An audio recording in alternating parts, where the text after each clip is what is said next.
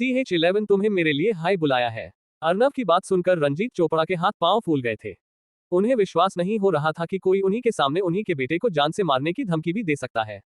वह तुरंत अर्नव और रवि को रोकने के लिए कुछ कहते उससे पहले ही उनके फोन पर एक मैसेज की रिंगटोन सुनाई देती है।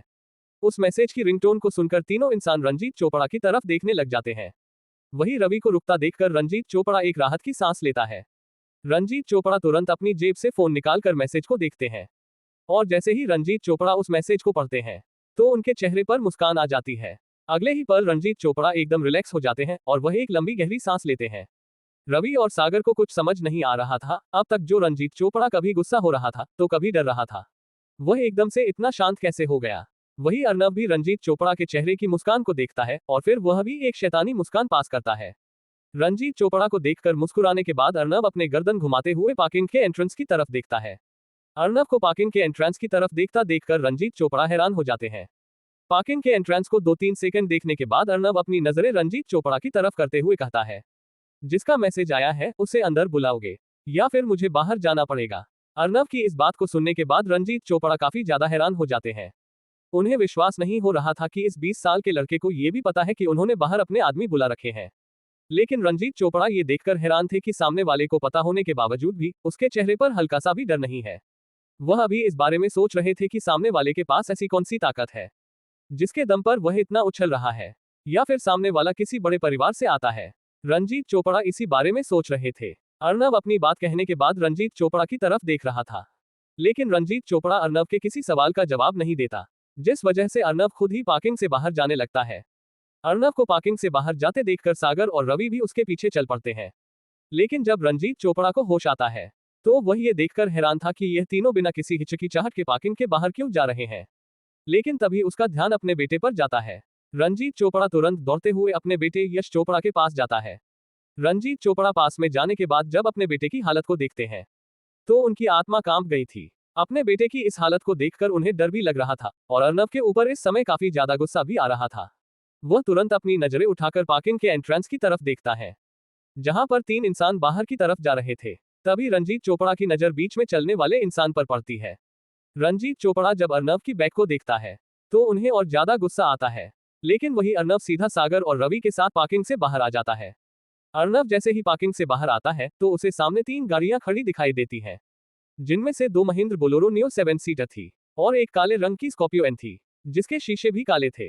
अर्नव जैसे ही पार्किंग से बाहर आता है तो सभी गाड़ियों के दरवाजे खुल जाते हैं और दोनों बोलेरो के अंदर से 14 आदमी बाहर निकलते हैं। लेकिन उस काले रंग की स्कॉर्पियो के अंदर से सिर्फ 3 इंसान उतरते हैं। स्कॉर्पियो की पीछे वाली खिड़की से जो इंसान उतरा था वह तकरीबन 6 फीट लंबा था। उस इंसान की बॉडी को देखकर लग रहा था कि इस इंसान ने जिम में जाकर अपने आप को हाईली ट्रेन किया है। उस इंसान की बॉडी काफी ज्यादा बल्की थी, जिस वजह से वह इंसान देखने में दबंग टाइप लग रहा था। उस इंसान के चेहरे के भाव गुस्से वाले थे। वह इंसान अर्नव को देखते हुए अपनी दबंग आवाज में कहता है, बच्चे कौन है तू और यहाँ क्या कर रहा है? तुझे मालूम है ना ये क्लब 18 साल से ऊपर वालों के लिए है, और वैसे भी तुझे इस समय यहाँ पर रुकना नहीं चाहिए। जा यहाँ से जल्दी निकल। उस इंसान की पर्सनैलिटी काफी तगड़ी थी। अगर यहाँ पर कोई और होता तो इस इंसान की बात मानकर वह तुरंत यहाँ से 9-2-11 हो जाता, लेकिन यहाँ पर बात किसी और की हो रही थी, अर्नव की नहीं। बल्कि उस इंसान की बात सुनने के बाद भी अर्नव के चेहरे के हाव भाव बिल्कुल नहीं बदलते, बल्कि वह अपनी नजरें घुमाते हुए वहां पर मौजूद सभी लोगों को देखता है। उसका सीधा कॉन्सेप्ट था, वह फालतू किसी से मुंह नहीं लगाता था, लेकिन यहाँ पर सामने वाले उसके लिए ही आए थे, इसीलिए उसका बोलना तो बनता था। तो अर्नव उस इंसान की तरफ देखते हुए अपनी आवाज में बिना किसी इमोशन के कहता है, तुम यहाँ पर जो करने आए थे वह करो ना। मैं कब से तुम्हारा इंतजार कर रहा हूँ, या फिर जब तक रंजीत चोपड़ा को नहीं बुलाऊंगा तब तक तुम अपना काम नहीं करोगे। इतना मत सोचो, रंजीत चोपड़ा ने तुम्हें मेरे लिए ही बुलाया है, आ जाओ। उस इंसान के साथ आया हुआ हर व्यक्ति अर्नव की इस बात को सुनकर हैरान था। उन्हें विश्वास नहीं हो रहा था, रंजीत चोपड़ा जो मैथन हिल के चोपड़ा परिवार के फैमिली हेड हैं, उनसे सिर्फ एक लड़का नहीं संभाला गया। वहां पर मौजूद सभी लोग अर्नव को ऐसे देख रहे थे जैसे उसने अपने जीवन की सबसे बड़ी गलती कर दी है, रंजीत चोपड़ा को नाराज करके। लेकिन उन्हें कौन बताए कि वह जिस लड़के को एक छोटा बच्चा समझ रहे हैं, उसके लिए रंजीत चोपड़ा मात्र एक सीढ़ी है जो उसे अंडरवर्ल्ड में लेकर जाएगी। वही अर्नव की बात सुनने के बाद उनका लीडर अर्नव को घूर कर देखता है। वह ये देखकर हैरान था कि इतना छोटा सा बच्चा अपने सामने इतने सारे लोगों को देखने के बाद भी किस तरह से शांत रह सकता है। वह अर्नव की तरफ गुस्से से देखते हुए कहता है, बच्चे आखिर है कौन तू, जो मेरे यानी कि रंजीत राणा के सामने अपना मुंह खोल रहा है? तेरी खेलने की उम्र अभी खत्म नहीं हुई और तू बदमाश बन रहा है। रंजीत राणा यह मैटन हिल तहसील का सबसे बड़ा गुंडा माना जाता है। इस तहसील के अंदर 37 गांव आते हैं और इन 37 के 37 गांव पर रंजीत राणा का राज चलता है। मैटन हिल में रंजीत राणा का नाम बड़े ही इज्जत के साथ लिया जाता है। यहाँ तक कि मैटन हिल में इस इंसान से चोपड़ा परिवार के साथ साथ बाकी बड़े परिवार भी डरते हैं। मैटन हिल के सभी बड़े परिवारों का इसके साथ अच्छा रिश्ता है। इसीलिए अगर इन बड़े परिवारों को गुंडागर्दी वाला कोई काम होता है तो वह रंजीत राणा से ही संपर्क करते हैं। रवि और सागर रंजीत राणा का नाम सुनकर एक दूसरे की तरफ देखते हैं। उनके चेहरे पर इस समय हैरानी साफ दिखाई दे रही थी। रवि और सागर काफी अच्छे फाइटर थे, लेकिन वह भी एक साथ 20 लोगों के साथ नहीं लड़ सकते थे। देखा जाए तो वह यहाँ पर मौजूद 10 लोगों को आराम से लपेट सकते थे, लेकिन 10 लोगों के अलावा वहां पर 10 लोग और थे। अर्नब ज्यादा बोलने पर विश्वास नहीं करता था, इसीलिए वह डायरेक्ट एक्शन लेता है। वह अपनी गर्दन को चटकाते हुए रंजीत राणा को देखता है। अर्नब के चेहरे पर इस समय कोई भी इमोशन नहीं था। उस दिन जेल में रात को अर्नब को जो अपने शरीर के अंदर ऊर्जा महसूस हुई थी, तब से अर्नब को ऐसा लग रहा था उसके शरीर के अंदर ना जाने कितने हाथियों की शक्ति आ गई है और उसकी रफ्तार और फुर्ती तो किसी चीता और हिरण के जैसी हो गई थी। अर्नब अपनी आंखें बंद करता है और अपनी ब्रीदिंग पर कंट्रोल करता है। अपनी ब्रीदिंग पर कंट्रोल करने से अर्नब का दिमाग एकदम शांत हो गया था। अगले ही पल वह चीते की रफ्तार से रंजीत राणा की तरफ बढ़ता है। रंजीत राणा जब अर्नब को अपनी तरफ बढ़ते देखता है तो उसे भी काफी ज्यादा गुस्सा आ जाता है। रंजीत राणा को लग रहा था कि सामने वाला उसकी बेइज्जती कर रहा है, इसीलिए अब वह ये नहीं सोचने वाला कि सामने वाला बच्चा है या फिर जवान। रंजीत राणा ने मन बना लिया था कि अर्नब के करीब आने के तुरंत बाद वह उसे एक जोरदार मुक्का मारेगा। अर्नब जैसे ही रंजीत राणा के करीब आता है तो रंजीत राणा अपनी पूरी ताकत से अर्नब के चेहरे पर मुक्का मारता है, लेकिन अगले ही पल रंजीत राणा का मुक्का हवा को चीरते हुए आगे निकल जाता है। रंजीत राणा का वह मुक्का किसी भी चीज से नहीं टकराया था, क्योंकि जब रंजीत राणा ने अर्नब को मुक्का मारा था तो अर्नब फुर्ती से रंजीत राणा के उस मुक्के से बच गया था और उसके बगल में आ गया था। रंजीत राणा अपने हमले को खाली जाते देखकर हैरान था, लेकिन वह इस बारे में कुछ सोच समझ पाता उससे पहले ही उसकी राइट साइड की कोच में एक जोरदार मुक्का लगता है। उसे एक हमले में ना जाने कितनी ताकत थी कि उसे एक हमले से ही रंजीत राणा की पसली टूट गई थी। उद्धरण चिन्ह। पसली टूटने की वजह से रंजीत राणा दर्द में एक जोरदार चीख निकालता है। पसली टूटने की वजह से रंजीत राणा तुरंत अपनी उस साइड को पकड़ते हुए जमीन पर गिर जाता है। अर्नब की इतनी खतरनाक ताकत को देखकर रंजीत राणा के पैरों तले से जमीन खिसक गई थी। रंजीत राणा को विश्वास नहीं हो रहा था कि एक 20 साल के लड़के के पास इतनी ज्यादा खतरनाक ताकत होगी, जिसने अपने सिर्फ एक हमले से रंजीत राणा के जैसे इतने बड़े गुंडे को बड़ी ही न पर गिरा दिया। अर्नब को पता था कि उसके आचार्य की ट्रेनिंग से ही वह इतना ज्यादा स्ट्रांग बन पाया है, और इस बारे में सिर्फ वही जानता था कि इतना ताकतवर बनने के लिए उसको कितने दर्द से गुजरना पड़ता था। इसीलिए अब उसकी डिक्शनरी में रहम नाम का कोई शब्द ही नहीं था। पहले अर्नब किसी का खून देख लेता था तो वह बेहोश हो जाता था, लेकिन आचार्य इंद्र की ट्रेनिंग के बाद वह एक इंसान को बेरहमी से मौत के घाट भी उतार सकता है, और अब उसे इससे बिल्कुल भी फर्क नहीं पड़ने वाला था, क्योंकि फिजिकल के साथ साथ उसकी मेंटल ट्रेनिंग भी बहुत हार्ड थी। उसकी ट्रेनिंग के दौरान आचार्य इंद्र जेल में होते हुए भी एक ताकतवर फाइटर को डेली उसके पास भेजते थे उसके साथ लड़ने के लिए। शुरुआत में तो अर्नब उनसे डेली पिटता था, लेकिन धीरे धीरे अर्नब में सुधार होता गया और जेल से निकलने के एक हफ्ते पहले उसने उन सभी को एक साथ हरा दिया था। अर्नब की स्ट्रेंथ का अंदाजा यहीं से लग सकता था कि वह फाइटर कोई मजाक नहीं थे। वह फाइटर इतने ज्यादा खतरनाक थे कि वह रंजीत राणा जैसे गुंडे को 1 मिनट के अंदर मौत के घाट उतार सकते थे। अर्नब ने जेल से निकलने के एक हफ्ते पहले उन सभी को हराया जब उनकी संख्या 300 थी। उसने उन 300 फाइटर को अकेले अपने दम पर हराया था। यहीं से अर्नब की ताकत का अंदाजा लगाया जा सकता था कि वह रंजीत राणा जैसे गुंडे को सिर्फ 10 सेकंड के अंदर ही मौत के घाट उतार सकता है, लेकिन अर्नब ने ऐसा किया नहीं। रंजीत राणा की पसली तोड़ने के बाद अर्नब अपनी नजरें घुमाते हुए बाकी के लोगों को देखता है। रंजीत राणा के साथ आए हुए लोग जब अर्नब की आंखों में देखते हैं तो उनकी रीढ़ की हड्डी में ठंडक फैल जाती है। अर्नब का चेहरा अभी भी शांत था और उसकी आंखें भी किसी गहरे समंदर की तरह बिल्कुल शांत थी, लेकिन ऐसा लग रहा था जैसे अर्नब की आंखों से ठंडी लहर निकल रही है जो लोगों की हड्डियों तक को जमा सकती है। वहां पर मौजूद अब किसी की भी नजर अर्नब की आंखों से आंखें मिलाने की नहीं हो रही थी। उन सभी लोगों को अच्छे से पता था कि उनका बॉस रंजीत राणा कितना ज्यादा ताकतवर था। वह भी इस लड़के का एक मुक्का नहीं सहन कर सका तो वह तो उसके एक मुक्के से जान से ही मर जाएंगे। जब अर्नब देखता है कि अब कोई भी उसके साथ लड़ने नहीं आ रहा है तो वह रंजीत राणा की तरफ देखता है। रंजीत राणा अभी भी दर्द में बिलबाला रहा था। अर्नब अपनी ठंडी निगाहों से रंजीत राणा को देखता है और फिर अपना एक पैर उठाकर रंजीत राणा की कलाई पर रख देता है और फिर एक झटके के साथ रंजीत राणा की कलाई को तोड़ देता है। क्रैक। उद्धरण चिन्ह। कलाई के टूटने की आवाज सभी लोगों को साफ सुनाई दी थी। पूरा माहौल शांत था, लेकिन अचानक से कलाई टूटने की आवाज पूरे माहौल में फैल गई और फिर एक दर्दनाक चीख इस रात की शांति को चीरते हुए सुनाई देती है। उद्धरण चिन्ह। कलाई के टूटने से रंजीत राणा लगातार चिल्लाए जा रहा था। उसकी हालत गली के मरे हुए कुत्ते के जैसे हो गई थी। दर्द में तो तड़प रहा था, लेकिन उसकी कोई मदद नहीं कर रहा था। रंजीत राणा के खुद उसके आदमी भी रंजीत राणा की मदद करके अर्नब से नहीं पीटना चाहते थे। उन्होंने अभी थोड़ी देर पहले ही देखा था कि मात्र 1 मिनट के अंदर ही इस 20 साल के लड़के ने उनके बॉस रंजीत राणा को जमीन पर ला दिया था। वह सभी अर्नब की ताकत का लोहा मान चुके थे। लगातार रंजीत राणा के चिल्लाने से अर्नब इरिटेट होने लग गया था। वह रंजीत राणा के पास स्क्वाट पोजीशन में बैठता है और अपनी एक्यूपंक्चर तकनीक से रंजीत राणा की उस नस को ब्लॉक कर देता है, जो दिमाग में ये सिग्नल भेजती है कि उसे दर्द हो रहा है। उस नस के ब्लॉक होने से रंजीत राणा को दर्द फील नहीं हो रहा था। वही पार्किंग में जब रंजीत चोपड़ा किसी के चिल्लाने की आवाज सुनता है, तो उसे लगता है कि उसके आदमियों ने अर्नब को अच्छा सा सबक सिखा दिया होगा। इसीलिए वह इस समय काफी ज्यादा खुश था। वह तुरंत अपनी गाड़ी से एक पानी की बोतल निकालकर अपने बेटे को होश में लाता है और उसे कंधे से सहारा देते हुए पार्किंग से बाहर लेकर आता है। क्या होगा जब रंजीत चोपड़ा को पता चलेगा कि उसके बुलाए गए गुंडों को भी अर्नब ने पीट दिया। जिस गुंडे के ऊपर रंजीत चोपड़ा ने जो दाव खेला था, वह अपनी पसली तुड़वाए पड़ा है। आखिर अब अर्नब रंजीत राणा के साथ क्या करेगा? इन सभी सवालों के बारे में जानने के लिए बने रहे हमारे साथ और पढ़ते रहिए Arnab the king of mafia सिर्फ और सिर्फ पॉकेट FM पर। अगर आपको ये कहानी पसंद आ रही हो तो कृपया लाइक और कमेंट जरूर करें और इस कहानी को अच्छी रेटिंग देना ना भूले, ताकि इस कहानी के नए चैप्टर बनाने के लिए मेरा मनोबल बना रहे। इस कहानी को अधिक से अधिक लोगों को शेयर करें ताकि ज्यादा से ज्यादा लोग इस कहानी का आनंद उठा सकें। हमारी इस कहानी के नए चैप्टर को पढ़ने के लिए आपका बहुत बहुत शुक्रिया। CH12 the beginning. Ranjit Rana के खुद उसके आदमी भी रंजीत राणा की मदद करके अर्नब से नहीं पीटना चाहते थे। उन्होंने अभी थोड़ी देर पहले ही देखा था कि मात्र 1 मिनट के अंदर ही इस 20 साल के लड़के ने उनके बॉस रंजीत राणा को जमीन पर ला दिया था। वह सभी अर्नब की ताकत का लोहा मान चुके थे। लगातार रंजीत राणा के चिल्लाने से अर्नब इरिटेट होने लग गया था। वह रंजीत राणा के पास स्क्वाट पोजीशन में बैठता है और अपनी एक्यूपंक्चर तकनीक से रंजीत राणा की उस नस को ब्लॉक कर देता है, जो दिमाग में ये सिग्नल भेजती है कि उसे दर्द हो रहा है। उस नस के ब्लॉक होने से रंजीत राणा को दर्द फील नहीं हो रहा था। वही पार्किंग में जब रंजीत चोपड़ा किसी के चिल्लाने की आवाज सुनता है, तो उसे लगता है कि उसके आदमियों ने अर्नब को अच्छा सा सबक सिखा दिया होगा। इसीलिए वह इस समय काफी ज्यादा खुश था। वह तुरंत अपनी गाड़ी से एक पानी की बोतल निकालकर अपने बेटे को होश में लाता है और उसे कंधे से सहारा देते हुए पार्किंग से बाहर लेकर आता है।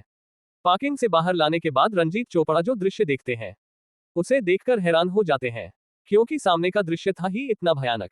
रंजीत चोपड़ा ने जिस व्यक्ति को बुलाया था, वह इस समय खून में भीगा हुआ जमीन पर पड़ा था और रंजीत राणा के बगल में अर्नब बैठा हुआ था, जो उसकी कॉलर पकड़े हुए था और रंजीत राणा के मुंह से लगातार खून निकल रहा था। रंजीत राणा इस समय मरे हुए कुत्ते की तरह जमीन पर पड़ा था।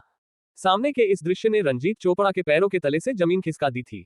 अर्नब रंजीत राणा के चेहरे पर एक और थप्पड़ मारते हुए उसे कहता है, बहुत बच्चा बच्चा कर रहा था, देख इसी बच्चे ने तेरी हालत खराब कर दी। अब तेरे पास सिर्फ एक ही चारा है, या तो मेरे लिए काम करने लग जा या मरने के लिए तैयार हो जा।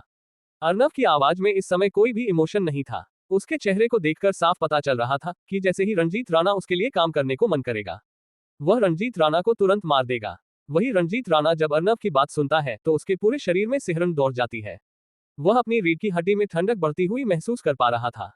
उसे ऐसा लग रहा था जैसे अर्नब उसे जान से मारने के लिए बिल्कुल तैयार बैठा है। अर्नब से आ रहे किलिंग इंटेंट को रंजीत राणा महसूस कर पा रहा था। उसने आज तक बहुत सी लड़ाई लड़ी थी और बहुत से गैंगस्टरों को मारा भी था, लेकिन उसने आज तक कभी भी इस तरह का किलिंग इंटेंट महसूस नहीं किया था। अर्नब के किलिंग इंटेंट की वजह से रंजीत राणा कुछ सोच समझ नहीं पा रहा था। पहले जो रंजीत राणा किसी पहाड़ की तरह एकदम अडिग खड़ा था, अब वह किसी चूहे की भांति कोई बिल ढूंढ रहा था जिसके अंदर वह जा सके और अपनी जान बचा सके, लेकिन शायद उसे ऐसा कोई बिल मिलने नहीं वाला था। रंजीत राणा ना चाहते हुए भी अर्नब के सामने अपनी गर्दन झुका लेता है और वह अपनी कांपती आवाज में अर्नब को कहता है, मास्टर, मैं आपके सामने अपना सर झुकाता हूँ। मैं आज से आपके नीचे काम करने के लिए तैयार हूँ। आप जैसा बोलेंगे मैं बिल्कुल वैसा करूंगा। रंजीत राणा की इस बात को सुनने के बाद अर्नब के चेहरे पर मुस्कान आ गई थी। अभी थोड़ी देर पहले जो अर्नब कुछ भी नहीं था, वह एक ही पल में मैथन हिल को कंट्रोल करने वाले का बॉस बन गया था। वही रंजीत चोपड़ा जैसे ही रंजीत राणा की बात सुनता है, तो उसके पैरों के तले से जमीन खिसक जाती है। रंजीत चोपड़ा ने अपने जिस घोड़े के ऊपर दाव लगाया था, वह घोड़ा रेस शुरू होने से पहले ही हार गया था। रंजीत चोपड़ा अब बहुत ज्यादा डरा हुआ था। उसे पता था रंजीत राणा को अपने कब्जे में करने के बाद अर्नब अब सीधा उसे टारगेट करने वाला है। वही अर्नब मुस्कुराते हुए पलटता है और रंजीत चोपड़ा को देखता है।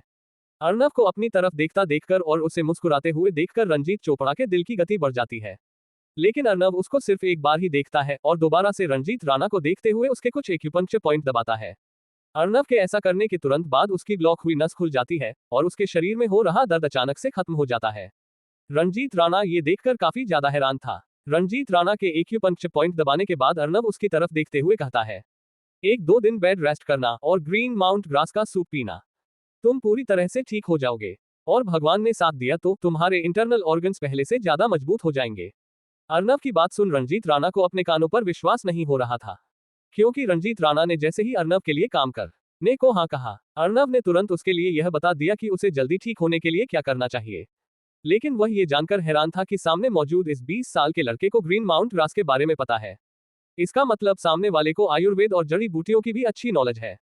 पहले तो उसे यही लगा था कि सामने वाला सिर्फ ताकत में ज्यादा है, लेकिन जब रंजीत राणा को पता चला कि सामने वाला जड़ी बूटियां की भी अच्छी नॉलेज रखता है, तो वह खुश था कि कम से कम वह एक नॉलेजेबल आदमी के नीचे काम करने वाला है। वही अर्नव रंजीत राणा को ये सब बताने के बाद मुड़ते हुए रंजीत चोपड़ा को देखता है और अपने चेहरे पर बिना किसी इमोशन के रंजीत चोपड़ा से कहता है, सुना है तू यहाँ का काफी रईस आदमी है, लेकिन तूने मेरी धमकी को हल्के में लेकर बहुत बड़ी गलती कर दी। मैंने तुझे पहले ही कहा था अकेले आना, लेकिन इन गली के गुंडों को परेशान करने की क्या जरूरत थी। अपने आप को कहीं का 30 मार खाका समझ रहा है। ले जिसको तो बुला कर लेकर आया था, वह धरती नाप रहा है। अब तू बता तू क्या करना चाहेगा। खैर छोड़, मैं भी तुझसे क्या पूछ रहा हूँ। तेरे पास तो कोई ऑप्शन ही नहीं है। तेरे पास तो सिर्फ एक ही ऑप्शन है, जल्दी से मुझको 5 खोखा दे दे, वरना तुझे और तेरे बेटे को यही दफनाकर तेरे पूरे बिजनेस अंपार पर अपना कब्जा कर लूंगा। अर्नव का एक एक बोल रंजीत चोपड़ा के दिल पर खंजर की तरह लग रहा था। भले ही चोपड़ा परिवार की कुल नेटवर्थ 70 से 80 करोड़ के आसपास थी, लेकिन चोपड़ा परिवार के पास भी 5 खोखे का लिक्विड फंड नहीं था। एक खोखे का मतलब 1 करोड़ होता है। चोपड़ा परिवार की नेटवर्क में 40% हिस्सा तो उनकी कंपनी के शेयर दे रहे थे। अगर 80 करोड़ में से 40% घटा दिया जाए तो 48 करोड़ बचते हैं, और इस 48 करोड़ में भी चोपड़ा परिवार की प्रॉपर्टी और असेट्स सभी मिले हुए थे, जिस वजह से चोपड़ा परिवार के पास 5 करोड़ कैश नहीं थे। और जब रंजीत चोपड़ा ये सुनते हैं कि अगर उन्होंने अर्नव को 5 करोड़ नहीं दिए तो वह उन्हें मार देगा, ये सुनकर तो रंजीत चोपड़ा का पूरा शरीर का कांपने लग गया था। रंजीत चोपड़ा को अच्छे से पता था कि जो इंसान रंजीत राणा को इतनी आसानी से हरा सकता है, वह उसे बड़े ही आराम से मार सकता है और सबूत तक भी मिटा सकता है। रंजीत चोपड़ा समझ गया था अगर उसने अर्नव को 5 करोड़ नहीं दिए तो वह आज जान से मारा जाएगा। वह तुरंत अपने असिस्टेंट को फोन करके अपने बैंक अकाउंट में पैसे पूछता है, जिस पर उसे पता चलता है कि उसके बैंक अकाउंट में 3 करोड़ है।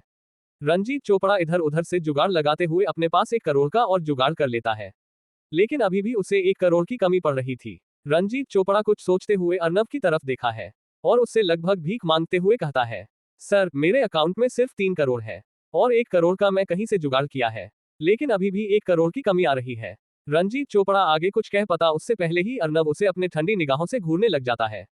रंजीत चोपड़ा अर्नव की नजरों से काफी ज्यादा डर गया था। वह तुरंत अपनी आगे की बात बताते हुए कहता है, सर भले ही मेरे पास 1 करोड़ की कमी है, लेकिन मेरे पास मैटनहिल गांव में 2 खेत है जिनकी कीमत लगभग 1.5 से 2 करोड़ है। आप चाहे तो मैं उनको भी आपके नाम कर सकता हूँ। रंजीत चोपड़ा की इस बात को सुनने के बाद अर्नव कुछ सोचने लग जाता है, और कुछ देर सोचने के बाद अर्नव रंजीत चोपड़ा की तरफ देखते हुए कहता है, ठीक है, मुझे मंजूर है, लेकिन आज से इस क्लब का ओनर चोपड़ा परिवार नहीं होगा। ये क्लब भी आज से मेरा हो जाएगा। समझ में आई बात? पैसे तो अभी मेरे अकाउंट में भेज दो, लेकिन कल तक खेत और क्लब के पेपर रेडी हो जाने चाहिए। समझ गए? अर्नव की बात सुनकर रंजीत चोपड़ा निराश हो जाते हैं। इतना कुछ देने के बाद भी सामने वाले ने उनके क्लब पर नजर डाल ही दी। हालांकि सामने वाले ने अभी सिर्फ एक क्लब के ऊपर ही नजर डाली है। अगर रंजीत चोपड़ा मना करता है तो अर्नव उसके पूरे बिजनेस को ही अपने अंडर कर लेगा। पूरे बिजनेस के छीने जाने से बेटर है कि एक क्लब चला जाए। रंजीत चोपड़ा तुरंत अपनी गर्दन हिलाते हुए कहते हैं, जी सर, मैं समझ गया। इसके बाद रंजीत चोपड़ा तुरंत 4 करोड़ का चेक फाड़कर अर्नव को दे देता है। चेक हाथ में आने के बाद अर्नव उस चेक को अपनी 2 उंगलियों से पकड़ता है और हिलाते हुए सागर और रवि की तरफ देखता है। सागर और रवि तुरंत अर्नव के पास आ जाते हैं। अर्नव तुरंत रवि को चेक दे देता है और उसे इंस्ट्रक्शन देते हुए कहता है, कल इस चेक को मेरे खाते में जमा करवाया ना। और हाँ, अब से हमें उस गाड़ी में घूमने की जरूरत नहीं है, क्योंकि मिस्टर चोपड़ा की गाड़ी अब से हमारी है। जाओ गाड़ी लेकर आओ। रंजीत चोपड़ा अर्नव को इस बात से भी मना नहीं करता, क्योंकि उसे पता था कि सामने वाला उसे ऊपर से लेकर नीचे तक नंगा करने की हिम्मत रखता है। सागर तुरंत गाड़ी लेने चला जाता है। सारा काम करने के बाद अर्नव रंजीत राणा के आदमियों की तरफ देखते हुए कहता है, अपने बॉस को लेकर जल्दी निकलो यहाँ से। अगर किसी ने इसको हालत में देख लिया तो 100 सवाल खड़े हो जाएंगे। और हाँ, किसी को भी ये पता नहीं लगना चाहिए कि रंजीत राणा किसी के लिए काम करता है। और अगर किसी ने थोड़ा सा भी होशियार बनने की कोशिश की ना, तो उसकी जान लेने से पहले मैं एक बार भी नहीं सोचूंगा। तुम सब किन किन कामों में इन्वॉल्व रहते हो और तुम्हारे कौन से धंधे कहाँ पर चल रहे हैं, इन सब के भी डिटेल कल तक रवि और सागर के पास पहुंच जानी चाहिए। वरना आगे जो होगा उन सब के जिम्मेदार तुम सब हो गए। और अपने सभी आदमियों को मेरे बारे में बता देना, ताकि आगे से मेरे काम के बीच में ना आ सके। अगर ऐसा होता है तो उनको नरक भेजने से पहले मैं एक बार भी नहीं सोचूंगा। अर्नव की आवाज में इस समय कोई भी इमोशन नहीं था। वहां पर मौजूद रंजीत राणा का हर आदमी अर्नव की बात के पीछे के मतलब को अच्छे से समझ पा रहा था। अर्नव की बात ने उन सभी की रीढ़ की हड्डी में ठंडक पैदा कर दी थी। वहां पर मौजूद हर आदमी को अच्छे से पता था कि यह 20 साल का लड़का कितना ज्यादा ताकतवर है। वहां पर मौजूद कोई भी आदमी अर्नव की नजरों से नजरें नहीं मिल पा रहा था। वह सभी तुरंत अपनी गर्दन हिलाते हुए हाँ में जवाब देते हैं। उन सभी से बात करने के बाद सागर गाड़ी लेकर आ गया था। रवि तुरंत गाड़ी पीछे वाला दरवाजा अर्नव के लिए खोल देता है। अर्नव के बैठने के बाद रवि भी आगे वाली सीट पर बैठ जाता है। अर्नव के जाने के बाद रंजीत राणा के सभी आदमी एक गहरी सांस छोड़ते हैं। लेकिन वही अर्नव के जाने के बाद रंजीत चोपड़ा अपने घुटनों के बल जमीन पर गिर जाते हैं। उनकी पकड़ से उनका बेटा भी छूट गया था। लेकिन रंजीत चोपड़ा गुस्से से अर्नव की जाती हुई गाड़ी को देख रहे थे। कहीं रंजीत चोपड़ा को जिंदा छोड़कर अर्नव ने अपने लिए कोई दुश्मन तो नहीं बना लिया है। क्या रंजीत चोपड़ा को पता चल पाएगा उसके बेटे यश चोपड़ा को अर्नव ने इतना क्यों मारा? आखिर अब अर्नव आगे क्या करने वाला है? इन सभी सवालों के उत्तर जानने के लिए बने रहे हमारे साथ और पढ़ते रहिए Arnav the king of mafia, सिर्फ और सिर्फ पॉकेट FM नॉवल पर। CH13 इसे जान से मार दूं। अपनी बात कहते वक्त अर्नव की आवाज में कोई भी इमोशन नहीं था। वहां पर मौजूद रंजीत राणा का हर आदमी अर्नव की बात के पीछे के मतलब को अच्छे से समझ पा रहा था। अर्नव की बात ने उन सभी की रीढ़ की हड्डी में ठंडक पैदा कर दी थी। वहां पर मौजूद हर आदमी को अच्छे से पता था कि यह 20 साल का लड़का कितना ज्यादा ताकतवर है। वहां पर मौजूद कोई भी आदमी अर्नव की नजरों से नजरें नहीं मिला पा रहा था। वह सभी तुरंत अपनी गर्दन हिलाते हुए हाँ में जवाब देते हैं। उन सभी से बात करने के बाद सागर गाड़ी लेकर आ गया था। रवि तुरंत गाड़ी पीछे वाला दरवाजा अर्नव के लिए खोल देता है। अर्नव के बैठने के बाद रवि भी आगे वाली सीट पर बैठ जाता है। अर्नव के जाने के बाद रंजीत राणा के सभी आदमी एक गहरी सांस छोड़ते हैं। लेकिन वही अर्नव के जाने के बाद रंजीत चोपड़ा अपने घुटनों के बल जमीन पर गिर जाते हैं। उनकी पकड़ से उनका बेटा भी छूट गया था। लेकिन रंजीत चोपड़ा गुस्से से अर्नव की जाती हुई गाड़ी को देख रहे थे। उनकी आंखों में अर्नव के लिए जो गुस्सा था वह साफ दिखाई दे रहा था। अर्नव के जाने के बाद रंजीत चोपड़ा चीखते हुए कहता है, अर्नव, तूने ना चाहते हुए भी अपने लिए एक दुश्मन पैदा कर लिया है। तूने मुझे जिंदा छोड़कर अपनी बहुत बड़ी गलती कर दी। अगर तुम मुझे जान से मार देता तो तू जिंदा बच जाता, लेकिन अब नहीं बचेगा तू। रंजीत चोपड़ा गुस्से में इतना पागल हो गया था कि वह अनाप शनाप बकने लग गया था। लेकिन शायद रंजीत चोपड़ा ये भूल गया था कि यहाँ पर उसके अलावा भी कोई और है, और वह व्यक्ति था रंजीत राणा। रंजीत राणा अर्नव की ताकत और उसकी नॉलेज देखकर अब उसके लिए काम करने के लिए बिल्कुल सच्चे मन से तैयार था। रंजीत राणा अब अर्नव के लिए वफादार रहना चाहता था। भले ही रंजीत राणा जमीन पर गिरा हुआ था, लेकिन रंजीत चोपड़ा की पूरी बात सुनने के बाद रंजीत राणा अपने आदमियों को देखते हुए उन्हें ऑर्डर देता है, अरे कमबख्तो, यहाँ खड़े खड़े मेरा मुंह क्या देख रहे हो? जो और इस रंजीत चोपड़ा को बताओ कि वह किसकी तरफ अपनी आंख उठाने की कोशिश कर रहा है। मास्टर अर्नव तक पहुंचने से पहले इसे रंजीत राणा से होकर गुजरना होगा। मास्टर अर्नव ने तो सिर्फ इसे एक छोटी सी सजा दी थी, लेकिन शायद इसको मास्टर अर्नव ने जिंदा छोड़ दिया। ये बात अब इसे पच नहीं रही है। लगता है ये सच में मौत देखना चाहता है। जो इस रंजीत चोपड़ा को इसकी औकात दिखाओ और इसके पूरे बिजनेस और इसकी पूरी प्रॉपर्टी पर साइन लेकर इसे जान से मार दो। इसके पूरे बिजनेस और प्रॉपर्टी को देखकर मैं मास्टर अर्नव की गुड बुक्स में आना चाहता हूँ। और अगर किसी ने भी अपनी चालाकी दिखाने की कोशिश की तो मैं खुद उसके सिर में 6 की 6 गोली उतार दूंगा। रंजीत राणा के आदमी जब रंजीत राणा की बात सुनते हैं तो वह समझ गए थे कि रंजीत राणा ने अब सच में उस लड़के को अपना मास्टर मान लिया है। रंजीत राणा के आदमी भी खुश थे कि उनके साथ ऐसा आदमी है जो काफी ज्यादा ताकतवर है। उन सभी को अच्छे से पता था कि रंजीत राणा अगर आज हाँ नहीं भरता तो यहाँ पर रंजीत राणा जान से मरा हुआ होता। उन सभी के दिलों में भी अर्नव के प्रति कहीं ना कहीं खौफ था। हालांकि उन्हें ये तो नहीं पता था कि अर्नव कितना ज्यादा ताकतवर है। लेकिन जो इंसान रंजीत राणा जैसे ताकतवर गुंडे को एक मुक्के में धूल चटा सकता है वह सच में काफी ताकतवर होगा। वह सभी भी अर्नव की गुड बुक्स में आना चाहते थे। इसलिए रंजीत राणा का ऑर्डर मिलने के तुरंत बाद उसके सभी आदमी रंजीत चोपड़ा के पास जाते हैं। रंजीत चोपड़ा जब रंजीत राणा के आदमियों को अपने पास देखता है तो वह काफी ज्यादा डर जाता है। उसने अभी अभी ही रंजीत राणा का ऑर्डर सुना था। वह अपने आप को कोस रहा था, अगर आज वह चुपचाप शांति से इस हालत को अपना लेता तो उसके साथ ऐसा कुछ नहीं होने वाला था जो अभी होने वाला है। उसे अच्छे से पता था कि अब इन सब के सामने गिड़गिड़ाने का कोई फायदा नहीं है। लेकिन फिर भी वह अपनी आखिरी कोशिश करते हुए कहता है, रंजीत भाई प्लीज मुझे माफ कर दो, मेरे मुंह से गलती से निकल गई थी।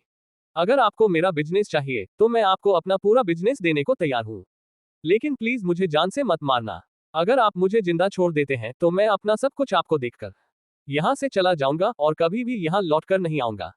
बस मुझे जिंदा छोड़ दीजिए रंजीत भाई। रंजीत राणा के आदमी रंजीत चोपड़ा की इस बात को सुनने के बाद रुक गए थे और रंजीत राणा की तरफ देख रहे थे।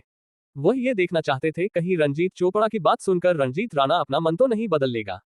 रंजीत राणा को रंजीत चोपड़ा की आवाज सुनाई दी थी। हालांकि आज से पहले अगर रंजीत चोपड़ा उसको यह ऑफर देता तो रंजीत राणा इस ऑफर को हंसते हंसते मान लेता। लेकिन इस समय बात अलग थी। रंजीत राणा को अच्छे से पता था कि अगर वह रंजीत चोपड़ा की बात मान लेता है, भले ही उसके पास करोड़ों की प्रॉपर्टी आ जाए, करोड़ का बिजनेस आ जाए, लेकिन अर्नब उसे जान से मार देगा और फिर इस बिजनेस और प्रॉपर्टी का क्या वह आचार डालेगा। इसीलिए रंजीत राणा अब रंजीत चोपड़ा के इस ऑफर में बिल्कुल भी इंटरेस्टेड नहीं था। और जब वह ये देखता है कि उसके आदमी रुक गए हैं तो वह दोबारा से गुस्से में दहाड़ते हुए कहता है, बेवकूफों, क्या तुम भूल गए हो कि मैंने मास्टर अर्नब के लिए वफादार रहने का वादा किया है? क्या इसकी कुछ करोड़ की प्रॉपर्टी रंजीत राणा की वफादारी खरीद सकती है? नहीं, मैं मास्टर अर्नब के लिए वफादार था और वफादार रहूंगा, लेकिन अब तो इस रंजीत चोपड़ा को और बुरी तरह से पीटना। इसने मुझे यानी कि रंजीत राणा को खरीदने की कोशिश की है। रंजीत राणा भले ही इस समय बुरी तरह से जमीन पर गिरा हुआ था, लेकिन उसका रुतबा अभी भी कम नहीं हुआ था। और वैसे भी रंजीत राणा के लिए रंजीत चोपड़ा जैसे बिजनेसमैन ज्यादा बड़ी तोप नहीं थे। वह अपनी इस हालत में भी मैटन हिल को हिलाने की ताकत रखता था। हालांकि रंजीत चोपड़ा भी कोई कम ताकतवर नहीं था, लेकिन इस समय वहां पर वह अकेला था। उसके साथ ना ही उसके कोई बॉडीगार्ड थे और ना ही उसके बिजनेस पार्टनर। इसलिए इस समय उससे डील करना रंजीत राणा के लिए कोई ज्यादा बड़ी बात नहीं थी। वही रंजीत राणा का ऑर्डर सुनने के बाद उसके सभी आदमी अपने हाथों को चटकाने लग जाते हैं और अगले ही पल पार्किंग के सामने तेज दर्द में चिल्लाने की आवाज सुनाई देने लग जाती है। मात्र 5 मिनट के अंदर ही रंजीत चोपड़ा की हालत उसके बेटे से भी ज्यादा बुरी हो गई थी। रंजीत राणा के आदमियों ने उसकी पीट पीट कर लगभग मौत के दरवाजे के सामने ला दिया था। रंजीत चोपड़ा इस समय जमीन पर पड़ा दर्द में कराह रहा था। उसे अपने शरीर में इतना ज्यादा दर्द हो रहा था कि वह अपने शरीर का कोई भी अंग नहीं हिला सकता था।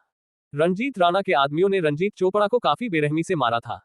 इसके बाद रंजीत राणा के कुछ आदमी रंजीत राणा को सपोर्ट करते हुए गाड़ी में बैठाते हैं और रंजीत चोपड़ा और उसके बेटे को भी अपनी गाड़ियों में घेर कर ले जाते हैं। अपने अड्डे पर ले जाने के बाद रंजीत राणा के आदमी रंजीत चोपड़ा को टॉर्चर करते हुए उसके सभी बिजनेस, प्रॉपर्टी और सारी चीजों के बारे में उस सच उगलवा लेते हैं।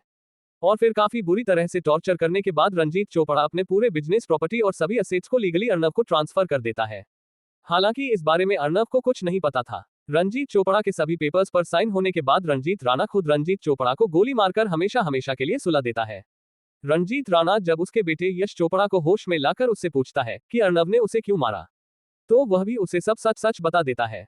जब रंजीत राणा सुनता है कि यश चोपड़ा अर्नब की बहन का पीछा कर रहा था और उसके साथ कुछ गलत संबंध बनाना चाहता था, इसे सुनकर रंजीत राणा के चेहरे पर जो गुस्सा आया था, उसे देखकर रंजीत राणा के आदमी भी डर गए थे। अगले ही पल रंजीत राणा अपने हाथ में मौजूद बंदूक में बची हुई सारी गोलियों को यश चोपड़ा के भेजे में उतार देता है।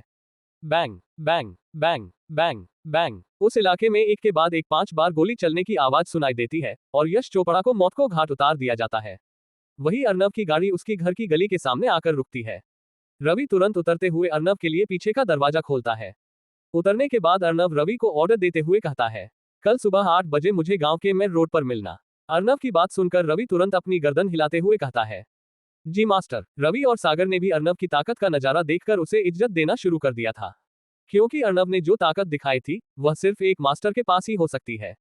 वह बॉस उस इंसान को कह सकते हैं जिस इंसान के लिए वह काम करते हैं, लेकिन एक मास्टर उसी इंसान को कहा जा सकता है जिसकी लोग दिल से इज्जत करते हो। रवि और सागर ने बहुत से लोकल गुंडे देखे थे और एक बार तो वसंत भाई के आदमियों ने मिलकर इन सभी लोकल गुंडों को अपने अंडर लेने के बारे में सोचा भी था। लेकिन फिर जब सभी लोकल गुंडों की लिस्ट निकाली गई तो वसंत भाई ने सभी लोगों को ये करने के लिए मना कर दिया था। और वसंत भाई के मना करने का कारण यही रंजीत राणा था।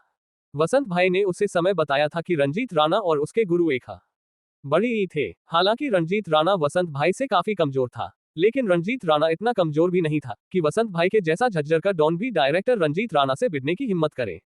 वसंत भाई ने उनको ये बताया था कि रंजीत काफी फास्ट और एक्यूरेट डिसीजन लेने वालों में से एक है और अगर रंजीत चाहे तो वह झज्जर के अंदर आने वाली 5 तहसीलों में से 2-3 तहसीलों पर अपनी हुकूमत कायम कर सकता था। लेकिन रंजीत राणा इस तरह से अपना विस्तार करके वसंत भाई की नजरों में नहीं आना चाहता था। रंजीत राणा सिर्फ अपने काम से ही काम रख रहा था और इसी वजह से ही वसंत भाई भी रंजीत के काम के बीच में नहीं आए। दोनों एक दूसरे के दोस्त नहीं थे तो दुश्मन भी नहीं थे, लेकिन कहीं ना कहीं रंजीत राणा को लगता था कि वह वसंत भाई के जितना ताकतवर नहीं है जो वसंत भाई से मुकाबला कर सके। इसी कारण ही रंजीत राणा अपना विस्तार नहीं कर रहा था और इस तहसील पर अपनी हुकूमत जमाए हुए था। उनको ऑर्डर देने के बाद अर्नब अपने घर पर चला गया था और वह दोनों भी गाड़ी लेकर वहां से निकल गए थे। अर्नब को नहीं पता था कि अगला दिन उसके लिए क्या मोड़ लेकर आने वाला है। भले ही अर्नब रात को लेट सोया था, लेकिन अगले दिन वह सुबह 3:30 बजे उठ गया था। अर्नब सुबह उठकर 5 बजे तक मेडिटेशन करता है और 5 से 7 तक अपने मार्शल आर्ट की ट्रेनिंग करता है। 2 घंटे के अंदर ही अर्नब की पूरी बॉडी पंप हो गई थी और उसके पूरे शरीर से पसीना निकल रहा था। अपने घर की छत पर ट्रेनिंग करने के बाद आज अर्नब इतना समझ गया था वह अपने मार्शल आर्ट की ट्रेनिंग छत पर नहीं कर पाएगा। अर्नब ने आज जो मार्शल आर्ट की ट्रेनिंग की थी वह बिल्कुल बेसिक थी, लेकिन उसकी बेसिक मार्शल आर्ट की ट्रेनिंग से ही हवा कट रही थी और उसके हर मूव से हवा में शॉक वेव पैदा हो रही थी। अर्नब इस समय सिर्फ लोअर और शूज में था। अर्नब को बिल्कुल भी नहीं पता था कि उसकी बैक पर एक ट्राइबल टैटू है। उसकी बैक पर यह ट्राइबल टैटू सच में काफी ज्यादा अट्रैक्टिव लग रहा था। ये ट्राइबल टैटू वी शेप में था। अर्नब जैसे जैसे अपनी ट्रेनिंग कर रहा था ये टैटू और ज्यादा शाइन और ग्लो कर रहा था। अपनी ट्रेनिंग करने के बाद अर्नब नहा धोकर नीचे आता है और खाना खाने के बाद अपनी मम्मी को झूठ बोलते हुए कहता है, मम्मी तुझे पता है कल रात को क्या हुआ?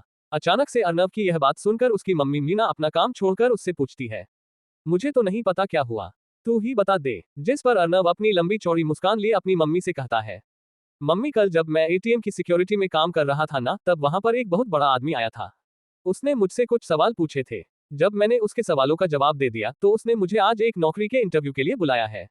मम्मी अगर उस कंपनी में मेरी नौकरी लग गई ना, तो हमारी चांदी ही चांदी हो जाएगी। मैं तुझे यही बताना चाहता था। मैंने नौकरी लगने से पहले तुझे सिर्फ इसलिए बताया क्योंकि एक तू ही है जो मुझसे बिना स्वार्थ का प्यार करती है। अच्छा तो अब मैं चलता हूँ। अगर लेट हो गया तो क्या पता इंटरव्यू ही ना ले। अपनी मम्मी को ये झूठी कहानी बताते हुए अर्नब मन में तो काफी गिल्टी महसूस कर रहा था, लेकिन वह अपनी मम्मी को सब सच भी नहीं बता सकता था कि वह अब किस लाइन में घुस चुका है। वही अर्नब की बात सुनकर उसकी मम्मी के चेहरे पर एक मुस्कान आ गई थी। वह इस समय काफी ज्यादा खुश थी, लेकिन अगले ही पल वह अचानक से अर्नब को जाने से रोक लेती है। अर्नब रुकना जरा, क्या होगा जब अर्नब को पता चलेगा कि रंजीत राणा ने रंजीत चोपड़ा को जान से मरवा दिया? रंजीत चोपड़ा के मरने से कोई समस्या तो खड़ी होने वाली नहीं है। आखिर अर्नब की मम्मी ने अचानक से अर्नब को क्यों रोका? कहीं उन्हें पता तो नहीं चल गया कि अर्नब उनसे झूठ बोल रहा है? इन सभी सवालों के बारे में जानने के लिए बने रहे हमारे साथ और पढ़ते रहिए Arnab the king of mafia सिर्फ और सिर्फ पॉकेट एफएम नॉवल पर। CH14 रंजीत चोपड़ा की वेल्थ। अपनी मम्मी को ये झूठी कहानी बताते हुए अर्नब मन में तो काफी गिल्टी महसूस कर रहा था, लेकिन वह अपनी मम्मी को सब सच भी नहीं बता सकता था कि वह अब किस लाइन में घुस चुका है।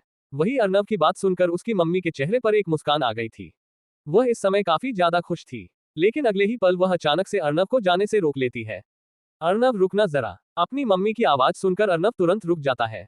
वह इस समय अपनी माँ की आवाज को सुनकर घबरा गया था। उसे ऐसा लग रहा था जैसे उसकी मम्मी ने उसके झूठ को पकड़ लिया है।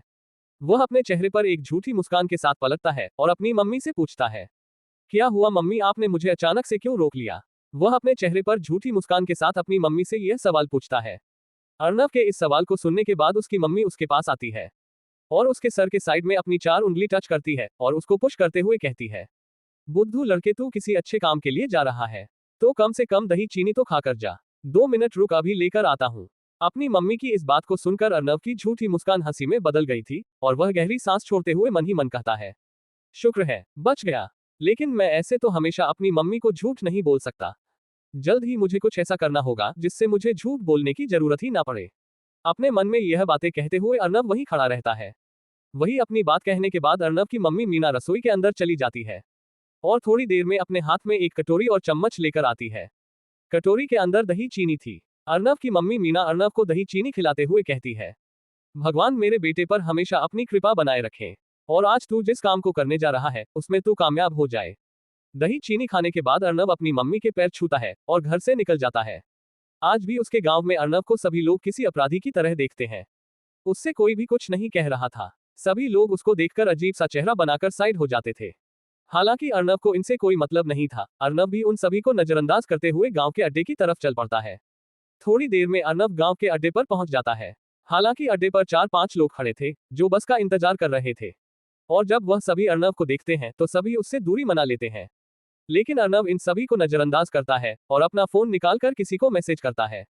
अर्नब के मैसेज करने के 2 मिनट बाद ही वहां पर एक नीले रंग की मर्सिडीज ए क्लास लिमोजिन आकर रुकती है। अड्डे पर खड़े मौजूद सभी लोग इतनी महंगी गाड़ी को देखकर हैरान हो जाते हैं। उन सभी को अच्छे से पता था कि इन महंगी गाड़ियों में बैठने वाले लोग कितने ज्यादा अमीर और ताकतवर होते हैं। वह गाड़ी अर्नब के सामने जाकर रुकी थी। उन सभी को यही लग रहा था कि अंदर बैठा व्यक्ति शायद कहीं का रास्ता पूछेगा। लेकिन अगले ही पल जो हुआ उसे देखकर सब हैरान थे। ड्राइवर के साइड वाले दरवाजे को खोलकर एक 30-32 साल का इंसान उतरता है और अर्नब के लिए पीछे वाला दरवाजा खोल देता है। वही अर्नब तुरंत गाड़ी के अंदर बैठ जाता है। वह इंसान भी दोबारा गाड़ी में बैठ जाता है और वह गाड़ी वहां से निकल जाती है। इस दृश्य को देखकर वहां पर खड़े गांव के लोगों के चेहरे हैरानी में खुले हुए थे। किसी को भी विश्वास नहीं हो रहा था कि गांव में सभी लोग जिसे अपराधी कहते हैं, वह इतनी बड़ी गाड़ी में बैठने की औकात भी रखता है। वही गाड़ी के अंदर बैठने के बाद अर्नब तुरंत समीर को ऑर्डर देते हुए कहता है, गाड़ी को तुरंत रंजीत चोपड़ा के ऑफिस की तरफ ले लो। अर्नब का ऑर्डर सुनने समीर कहता है, जी मास्टर। इतना कहने के बाद समीर गाड़ी को रंजीत चोपड़ा के ऑफिस की तरफ ले लेता है। लेकिन रवि अगले ही पल अर्नब को एक फाइल देते हुए कहता है, मास्टर, कल रात रंजीत राणा के आदमियों ने रंजीत चोपड़ा और उसके बेटे यश चोपड़ा को जान से मार दिया। इस बारे में हमें उनसे कल रात को ही रिपोर्ट मिल गई थी, लेकिन हमने आपको उस समय डिस्टर्ब करने के बारे में नहीं सोचा। और रंजीत राणा के आदमियों ने रंजीत चोपड़ा को जान से इसलिए मारा क्योंकि वह आपके खिलाफ कुछ करने वाला था। इसी वजह से कल रात से ही चोपड़ा परिवार में हलचल मची हुई है। और मैंने जो आपको फाइल दी है, इस फाइल में चोपड़ा परिवार की सभी प्रॉपर्टी और बिजनेस के पेपर हैं। और पीछे वाले पेपर्स में कौन सा प्रोजेक्ट इस समय कहां पर चल रहा है और कितना पूरा हो गया, उसकी पूरी डिटेल है। कुल मिलाकर उसके पास जो कुछ भी था सभी इन पेपर्स में है। उसकी कंपनी में उसके पास 40% शेयर थे, वह भी आपके नाम हो चुके हैं।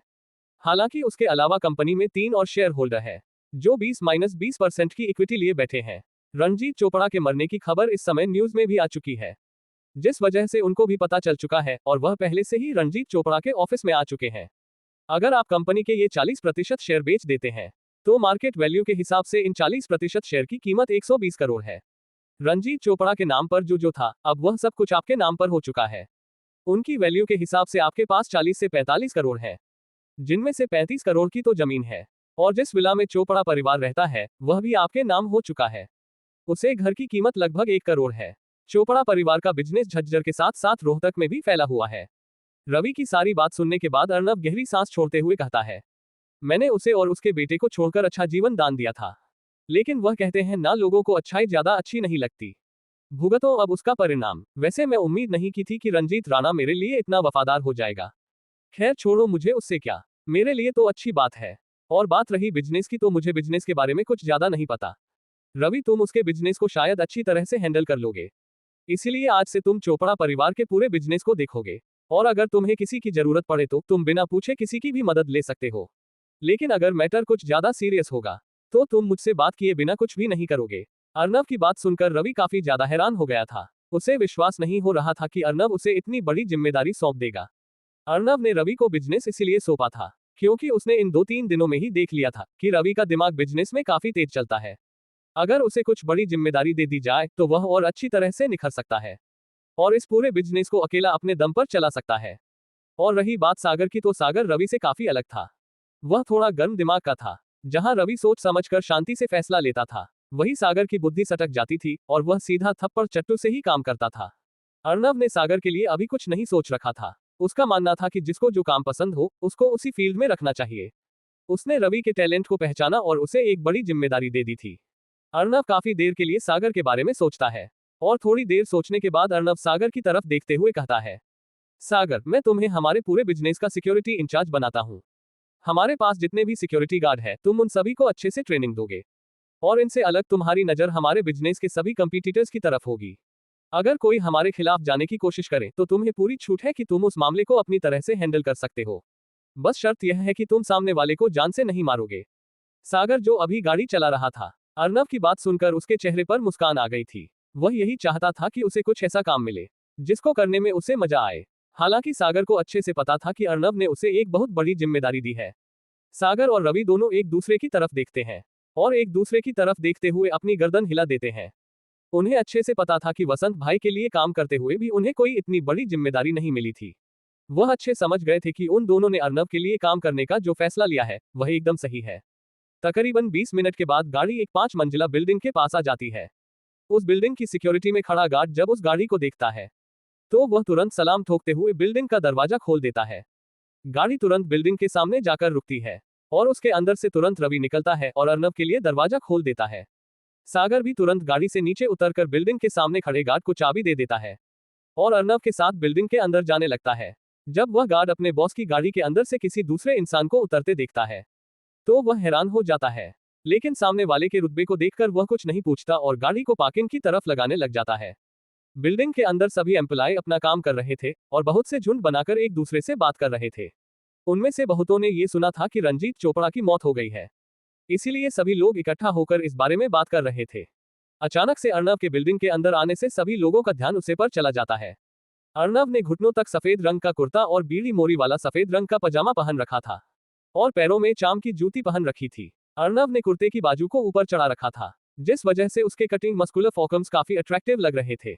ये कुर्ता पजामा भी अर्नव की फिटिंग का था, जिस वजह से अर्नव अट्रैक्टिव लग रहा था। अर्नव को देखकर सभी लोग आपस में बात करने लग गए थे, लेकिन अर्नव सभी को नजरअंदाज करते हुए सीधा ऊपर मीटिंग हॉल की तरफ जाने लगता है। अर्नव को ऊपर की तरफ जाते देखकर सभी हैरान थे। वहां पर मौजूद एम्प्लॉय में से एक एम्प्लॉय कमेंट करते हुए कहता है, मुझे तो लगता है कि यह इंसान भी हमारे शेयर होल्डरों में से कोई एक है। उस एम्प्लॉय की बात सुन दूसरा एम्प्लॉय भी कमेंट करते हुए कहता है, क्या तू पागल हो गया है क्या? वह हमारी कंपनी के शेयर होल्डरों में से कोई होगा। नहीं नहीं, ऐसा हो ही नहीं सकता। अगर वह होता तो कम से कम वह बिजनेस सूट में होता और उसके कपड़े भी ब्रांडेड होते हैं, लेकिन उसने तो एक नॉर्मल 60 रुपए मीटर मिलने वाले कपड़े से अपना कुर्ता पजामा बनवा रखा है। मैं मन ही नहीं सकता वह हमारी कंपनी के शेयर होल्डरों में से कोई होगा। जहां पर मेल एम्प्लॉय कुछ इस तरह की बातें कर रहे थे, वहीं एक फीमेल अर्नव को देखकर कमेंट करती है, वाह यार, यह कितना ज्यादा हॉट एंड हैंडसम है। पूरी फिटिंग में इसका कुर्ता पजामा, हाय रब्बा, और इसके 4 आर्म्स कितने ज्यादा अट्रैक्टिव है। मैं तो गुड़ खा के मर जावा। जिस पर दूसरी एम्प्लॉय कहती है, यार काश ये लड़का मेरा बॉयफ्रेंड होता। ये लड़का वापस आएगा जब तो मैं इससे पूछ ही लूंगी, क्या यह मुझे अपनी गर्लफ्रेंड बनाएगा। उस लड़की की बात सुन कोई तीसरी एम्प्लॉय कहती है, देखने से तो ये 20-21 साल का लग रहा है और यह इतना ज्यादा हैंडसम है, मुझे नहीं लगता कि यह अब तक सिंगल होगा। मैं शर्त लगाकर कह सकती हूँ पक्का इस लड़के की 2-3 गर्लफ्रेंड होगी और मैंने इस लड़के को आज तक कभी भी अपने ऑफिस में नहीं देखा। पक्का ये लड़का हमारे किसी शेयर होल्डर का बेटा होगा। ऑफिस में कुछ देर में सभी लोग अर्नव के बारे में बात करने लग गए थे। वही अर्नव लिफ्ट से सीधा 5th फ्लोर पर आता है। इस 5th फ्लोर पर सिर्फ चेयरमैन, सीईओ, शेयर होल्डर और बोर्ड मीटिंग के लिए एक मीटिंग हॉल बनाया गया था, लेकिन इस 5th फ्लोर पर एक रिसेप्शन भी था, जहां पर एक फीमेल असिस्टेंट बैठी हुई थी। क्या ये फीमेल असिस्टेंट अर्नव को मीटिंग हॉल में जाने देगी? मीटिंग हॉल में अर्नव की बाकी के शेयर होल्डरों के साथ किस तरह की बातचीत होगी? क्या सभी अर्नव की बात मान जाएंगे या फिर अर्नव को उठाना पड़ेगा कोई सख्त कदम? इन सभी सवालों के बारे में जानने के लिए बने रहे हमारे साथ और पढ़ते रहिए Arnav the king of mafia, सिर्फ और सिर्फ पॉकेट FM नॉवल पर। CH15 new chairman. ऑफिस में कुछ ही देर में सभी लोग अर्नव के बारे में बात करने लग गए थे। वही अर्नव लिफ्ट से सीधा 5th फ्लोर पर आता है। इस 5th फ्लोर पर सिर्फ चेयरमैन, सीईओ, शेयर होल्डर और बोर्ड मीटिंग के लिए एक मीटिंग हॉल बनाया गया था, लेकिन इस 5th फ्लोर पर एक रिसेप्शन भी था, जहां पर एक फीमेल असिस्टेंट बैठी हुई थी। अर्नव सीधा उसे रिसेप्शनिस्ट के पास जाता है और उससे पूछता है, एक्सक्यूज मी, यहाँ पर मीटिंग हॉल किस तरफ है? वह रिसेप्शनिस्ट जैसे ही किसी की आवाज सुनती है तो वह तुरंत अपनी गर्दन उठाकर ऊपर देखती है और वह जैसे ही अर्नव को देखती है तो वह उसके चेहरे में ही खो जाती है। जब अर्नव देखता है कि उसके सवाल पूछने के बाद भी वह लड़की उसको कुछ नहीं बता रही है और अपने ही ख्यालों में खोई हुई है, पूर्ण उसके चेहरे के पास अपना हाथ ले जाकर चुटकी बजाता है। अर्नव जैसे ही चुटकी बजाता है तो वह लड़की तुरंत अपने ख्यालों की दुनिया से बाहर आ जाती है। वह तुरंत हड़बड़ाते हुए कहती है, जी जी सर। उस लड़की के इस तरह की अजीब हरकत को देखकर अर्नव का चेहरा अजीब हो जाता है, लेकिन अर्नव अभी भी बड़ी ही शालीनता से उस लड़की से दोबारा पूछता है, मैं पूछ रहा था मीटिंग हॉल किस तरफ है? अर्नव जब उस लड़की से दोबारा पूछ रहा था तब वह लड़की अर्नव की आंखों को देख रही थी, जो किसी सितारे की तरह चमक रही थी, लेकिन वह लड़की दोबारा से अर्नव के सामने अपनी इमेज खराब नहीं करना चाहती थी। इसीलिए अर्नव के सवाल को सुनने के तुरंत बाद वह उसे जवाब देती है, सर आप आगे से लेफ्ट ले लेना और सेकंड वाला रूम ही मीटिंग हॉल है। लेकिन सर इस समय आप वहां पर नहीं जा सकते क्योंकि वहां पर इस समय एक बहुत ही जरूरी मीटिंग हो रही है। वह क्या है ना, आज हमारी कंपनी के चेयरमैन एक्सपायर हो गए हैं और अब उनके अलावा कंपनी का बॉस कौन बनेगा, इसके लिए ही आज ये बोर्ड मीटिंग हो रही है। वह लड़की काफी ज्यादा बातूनी लग रही थी और वह अर्नव के बिना पूछे ही उसको सारी डिटेल दे रही थी, लेकिन अर्नव अपने चेहरे पर बिना किसी इमोशन के साथ उस लड़की को देखता है और फिर सीधा मीटिंग हॉल की तरफ चला जाता है। जब वह लड़की ये देखती है कि अर्नव ने एक झलक उसे ढंग से देखा भी नहीं है तो उसे अपनी खूबसूरती पर डाउट होने लग जाता है। यह नहीं था कि वह लड़की खूबसूरत नहीं थी, बल्कि वह लड़के तो काफी खूबसूरत थी।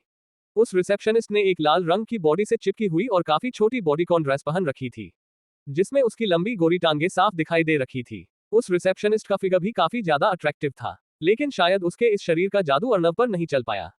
जहां वह रिसेप्शनिस्ट इस बारे में सोच रही थी, वहीं कुछ ही देर में अर्नब मीटिंग हॉल के बिल्कुल सामने पहुंच गया था। अगले ही पल अर्नब मीटिंग हॉल के दरवाजे को खोलकर अंदर आ जाता है। इस समय मीटिंग हॉल में 40 से 45 उम्र के आदमी बैठे हुए थे। इन तीनों के अलावा वहां पर कंपनी की हायर पोस्ट पर मौजूद लोग भी बैठे हुए थे।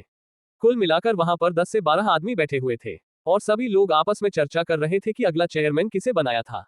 लेकिन अगले ही पल सभी को दरवाजे खुलने की आवाज सुनाई देती है, तो सभी लोग दरवाजे की तरफ देखने लग जाते हैं। तभी मीटिंग हॉल में एक 20 साल का लड़का सफेद रंग के कुर्ते पजामे के साथ एंटर करता है। उसके पीछे 30-32 साल के 2 इंसान चल रहे थे। अंदर आने के बाद जतिन जब सभी लोगों को देख रहा था, तब वहां पर उसे 3 लोग दिखाई देते हैं जो बिजनेस सूट में बैठे हुए थे।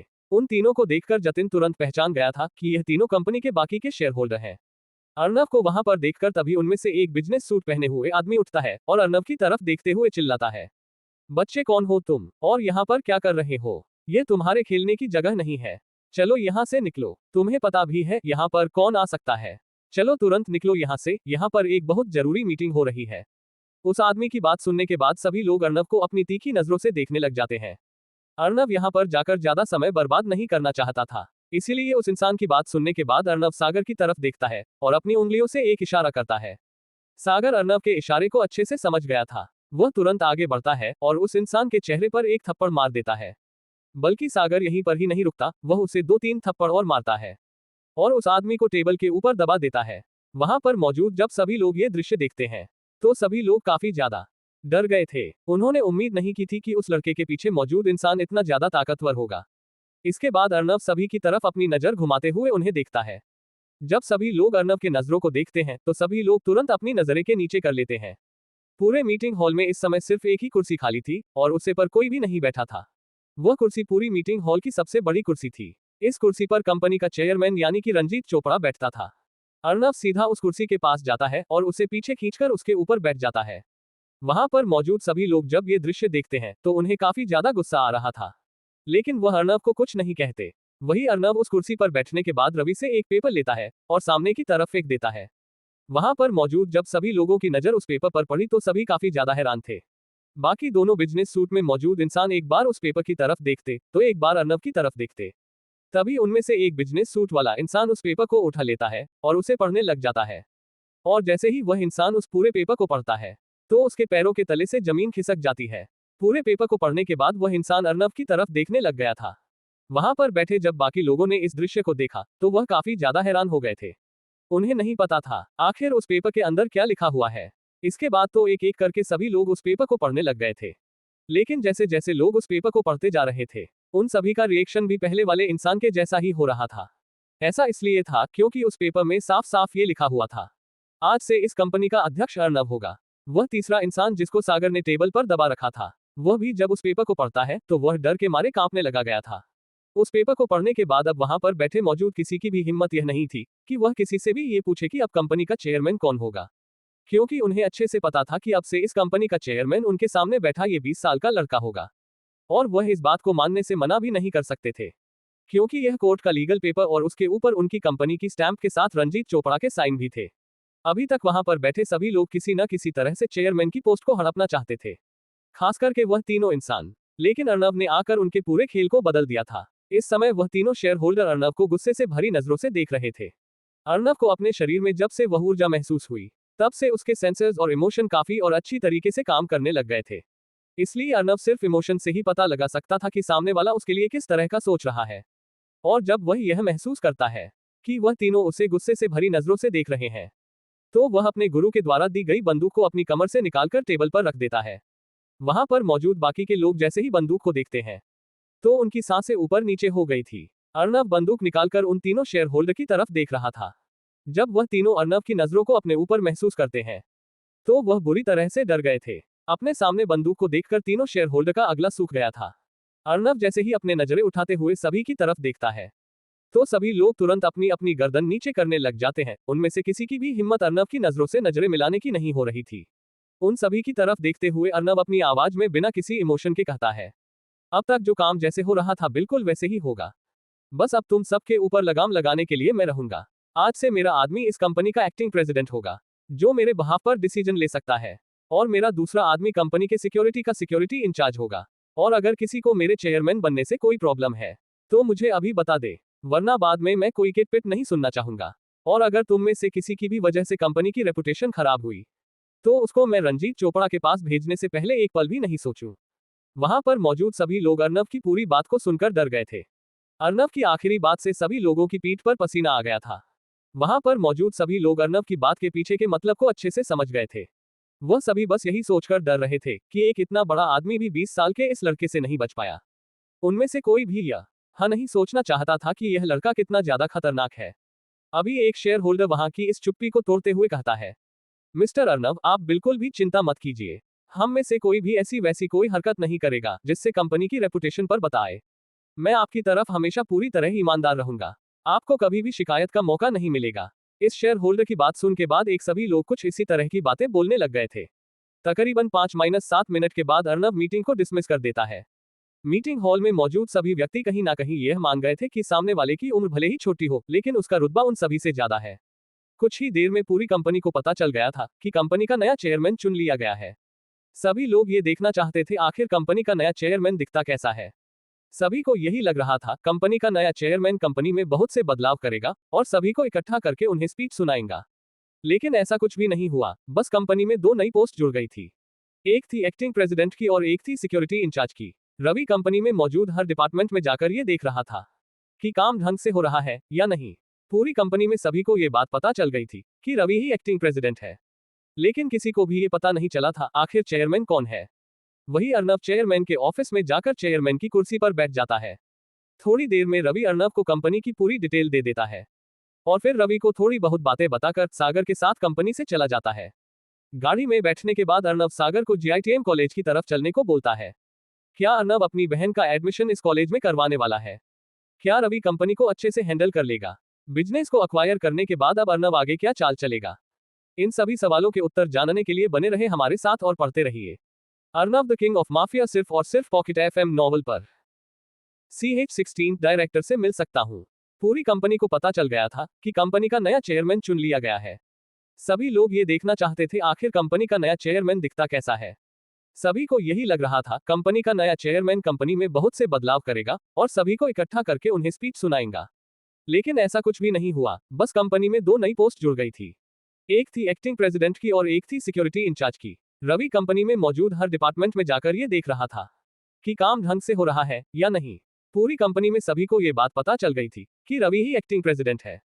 लेकिन किसी को भी ये पता नहीं चला था आखिर चेयरमैन कौन है।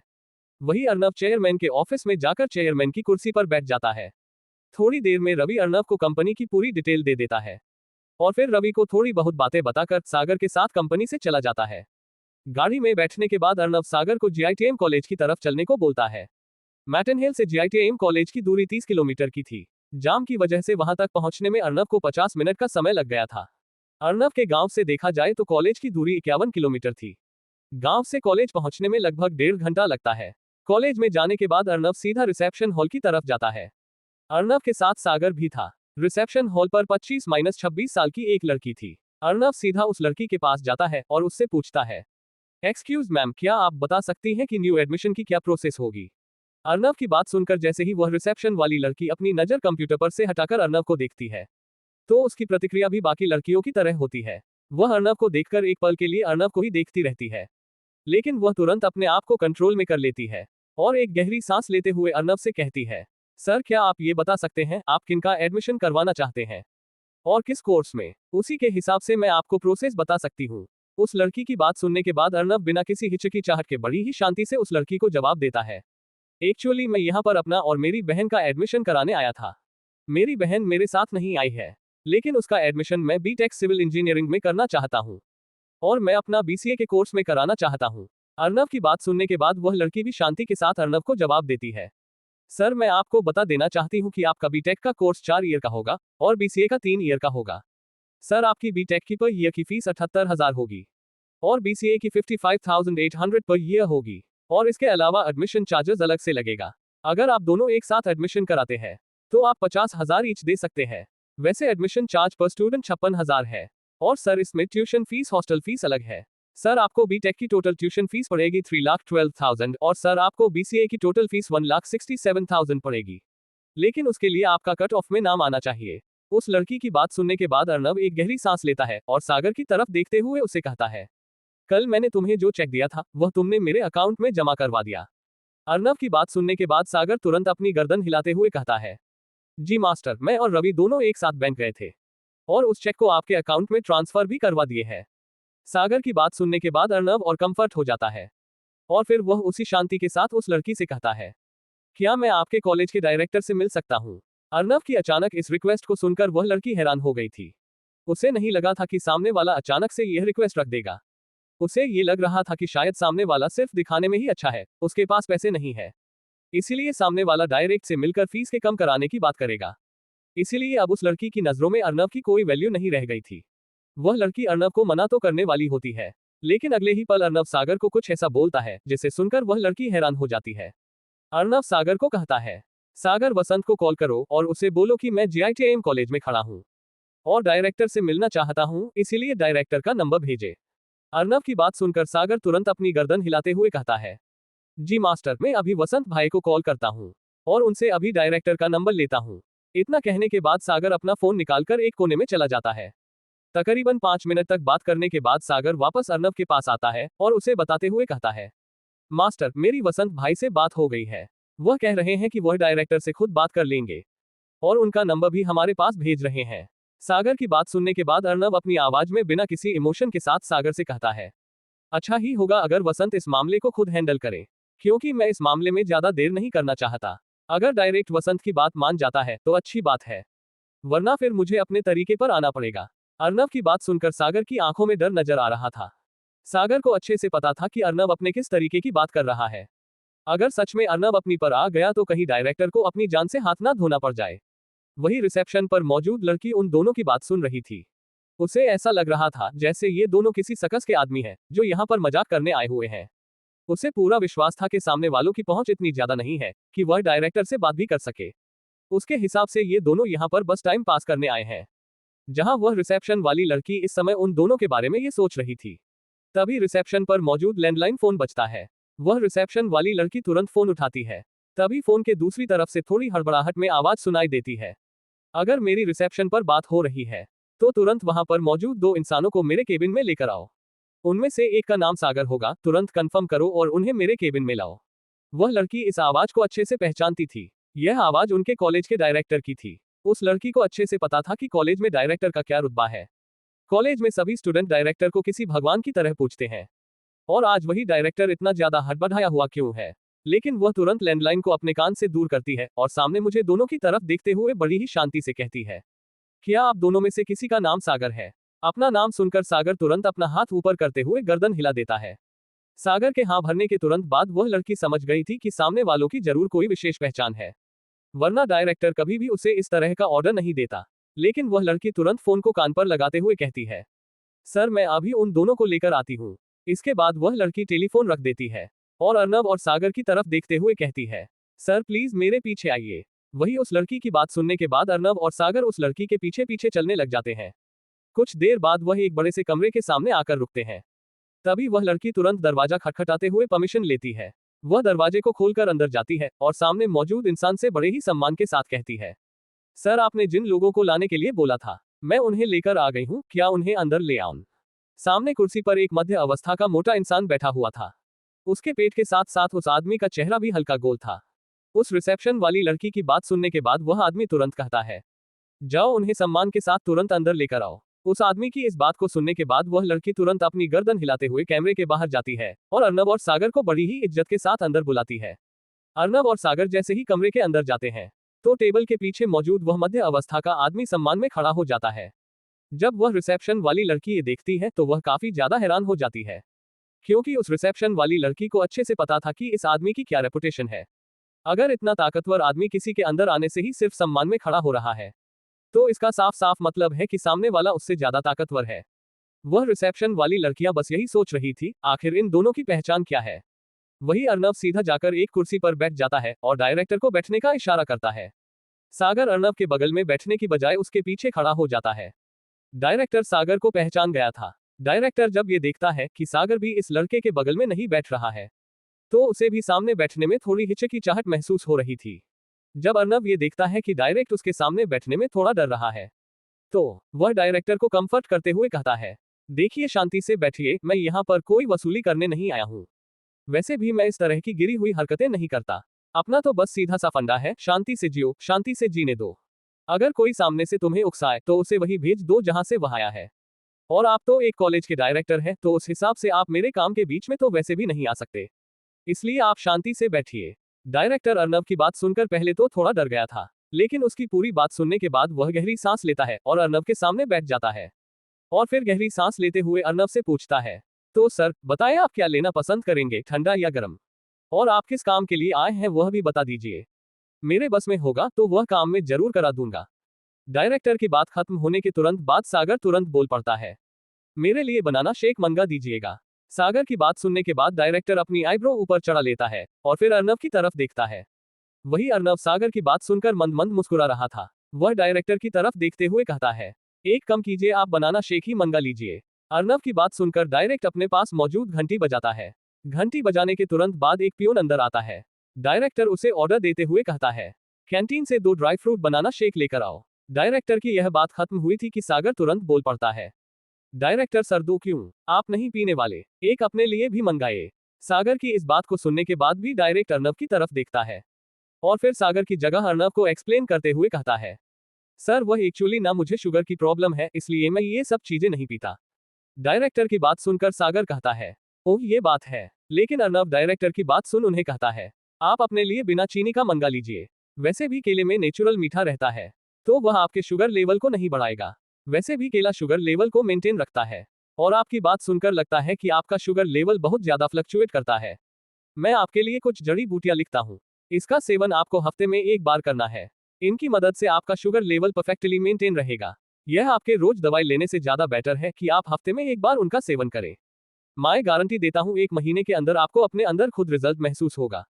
1 महीने के बाद फिर आप मीठा भी खा सकते हैं, और इस बात की मैं गारंटी लेता हूँ। डायरेक्टर ने उम्मीद नहीं की थी कि अर्नव उनकी शुगर का इलाज कर सकता है। पहले तो उसे लग रहा था कि शायद अर्नव मजाक कर रहा है, लेकिन जब वह अर्नव की सीरियसनेस को देखता है, तो वह समझ गया था कि अर्नव उसके साथ किसी तरह का कोई मजाक नहीं कर रहा है। और वैसे भी उसकी सामने वाले से कोई दुश्मनी नहीं थी, और इतना बड़ा आदमी होने के नाते वह गलत रिकमेंडेशन भी नहीं देगा। अर्नव तुरंत डायरेक्टर से एक पेन और पेपर लेता है और उस पेपर पर कुछ जड़ी बूटियों के नाम लिख देता है। उस पेपर को लेने के बाद डायरेक्ट अपने फोन में भी उसकी फोटो खींच लेता है।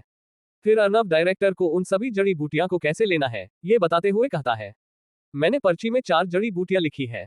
चारों जड़ी बूटी 250-250 ग्राम लेकर उन्हें मिक्सी में डालकर पीस लेना है और उनका पाउडर बना लेना है। और फिर उन सभी जड़ी बूटियां के पाउडर को आपस में मिलाकर हफ्ते में 1 बार रात को सोने से पहले दूध में 2 चम्मच मिलाकर पीना है। 4 खुराक के बाद आप खुद महसूस कर पाएंगे कि आपका शुगर लेवल बैलेंस हो गया है। अर्नव की बात सुनकर वह डायरेक्टर तुरंत अपनी गर्दन हिलाते हुए कहता है, थैंक यू सर, आपने जैसा बोला है मैं बिल्कुल वैसा ही करूंगा। वैसे सर क्या मैं ये जान सकता हूँ कि आप यहाँ पर किस काम के लिए आए हैं? डायरेक्टर की बात सुन अर्नव तुरंत उन्हें सारी बात बताते हुए कहता है, वेल पहले तो आप मुझे यू सर कहना बंद कीजिए, मेरा नाम अर्नव है। आप मुझे अर्नव कह सकते हैं। और दूसरी बात, मैं यहाँ पर अपना और अपनी बहन के एडमिशन के लिए आया था।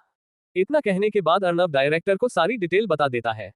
डायरेक्टर एक समझदार इंसान था, इसलिए वह समझ गया था कि अर्नव यहाँ पर करने क्या आया है। इसीलिए वह तुरंत अर्नव की तरफ देखते हुए गंभीरता से कहता है, ओके अर्नव सर, आप बिल्कुल भी चिंता मत कीजिए, आपका सारा काम हो जाएगा। आप आधा घंटा इंतजार कीजिए, मैं आपका सारा काम करवा देता हूँ। बड़े ओ हाँ, फिर कल से आप कॉलेज आ सकते हैं। अर्नव डायरेक्टर की बात सुनकर मुस्कुरा देता है। इसके बाद डायरेक्टर खुद अर्नव और सलोनी का काम करवाने लग गया था। अर्नव और सागर बैठे अपने बनाना शेक का आनंद ले रहे थे। आखिरी डायरेक्टर क्या समझ गया था? क्या ये सब कुछ इतना आसान था? आखिर वसंत भाई अर्नव की क्यों मदद कर रहे हैं? क्या वह भी अर्नव से कुछ चाहते हैं? इन सभी सवालों के बारे में जानने के लिए बने रहे हमारे साथ और पढ़ते रहिए Arnav the king of mafia, सिर्फ और सिर्फ पॉकेट FM नॉवल पर। CH17 जड़ी बूटी मास्टर। अर्नव डायरेक्टर को सारी डिटेल बता देता है। डायरेक्टर एक समझदार इंसान था, इसलिए वह समझ गया था कि अर्नव यहाँ पर करने क्या आया है। इसीलिए वह तुरंत अर्नव की तरफ देखते हुए गंभीरता से कहता है, ओके अर्नव सर, आप बिल्कुल भी चिंता मत कीजिए, आपका सारा काम हो जाएगा। आप आधा घंटा इंतजार कीजिए, मैं आपका सारा काम करवा देता हूँ। फिर कल से आप कॉलेज आ सकते हैं। अर्नव डायरेक्टर की बात सुनकर मुस्कुरा देता है। इसके बाद डायरेक्टर खुद अर्नव और सलोनी का काम करवाने लग गया था। अर्नव और सागर बैठे अपने बनाना शेक का आनंद ले रहे थे। वहां पर वह रिसेप्शन वाली लड़कियां अभी तक मौजूद थी। वह लड़की जब अपने कॉलेज के डायरेक्टर को एक 20 साल के लड़के के सामने झुकता हुआ देखती है तो वह भी हैरान थी। वह ये भी देखकर हैरान थी कि सामने वाले ने कितनी आसानी से डायरेक्टर की बीमारी का इलाज कर दिया। लेकिन उस लड़की को बिल्कुल भी नहीं पता था कि सामने वाला कौन है और क्यों डायरेक्ट तक भी उसके सामने झुक रहा है।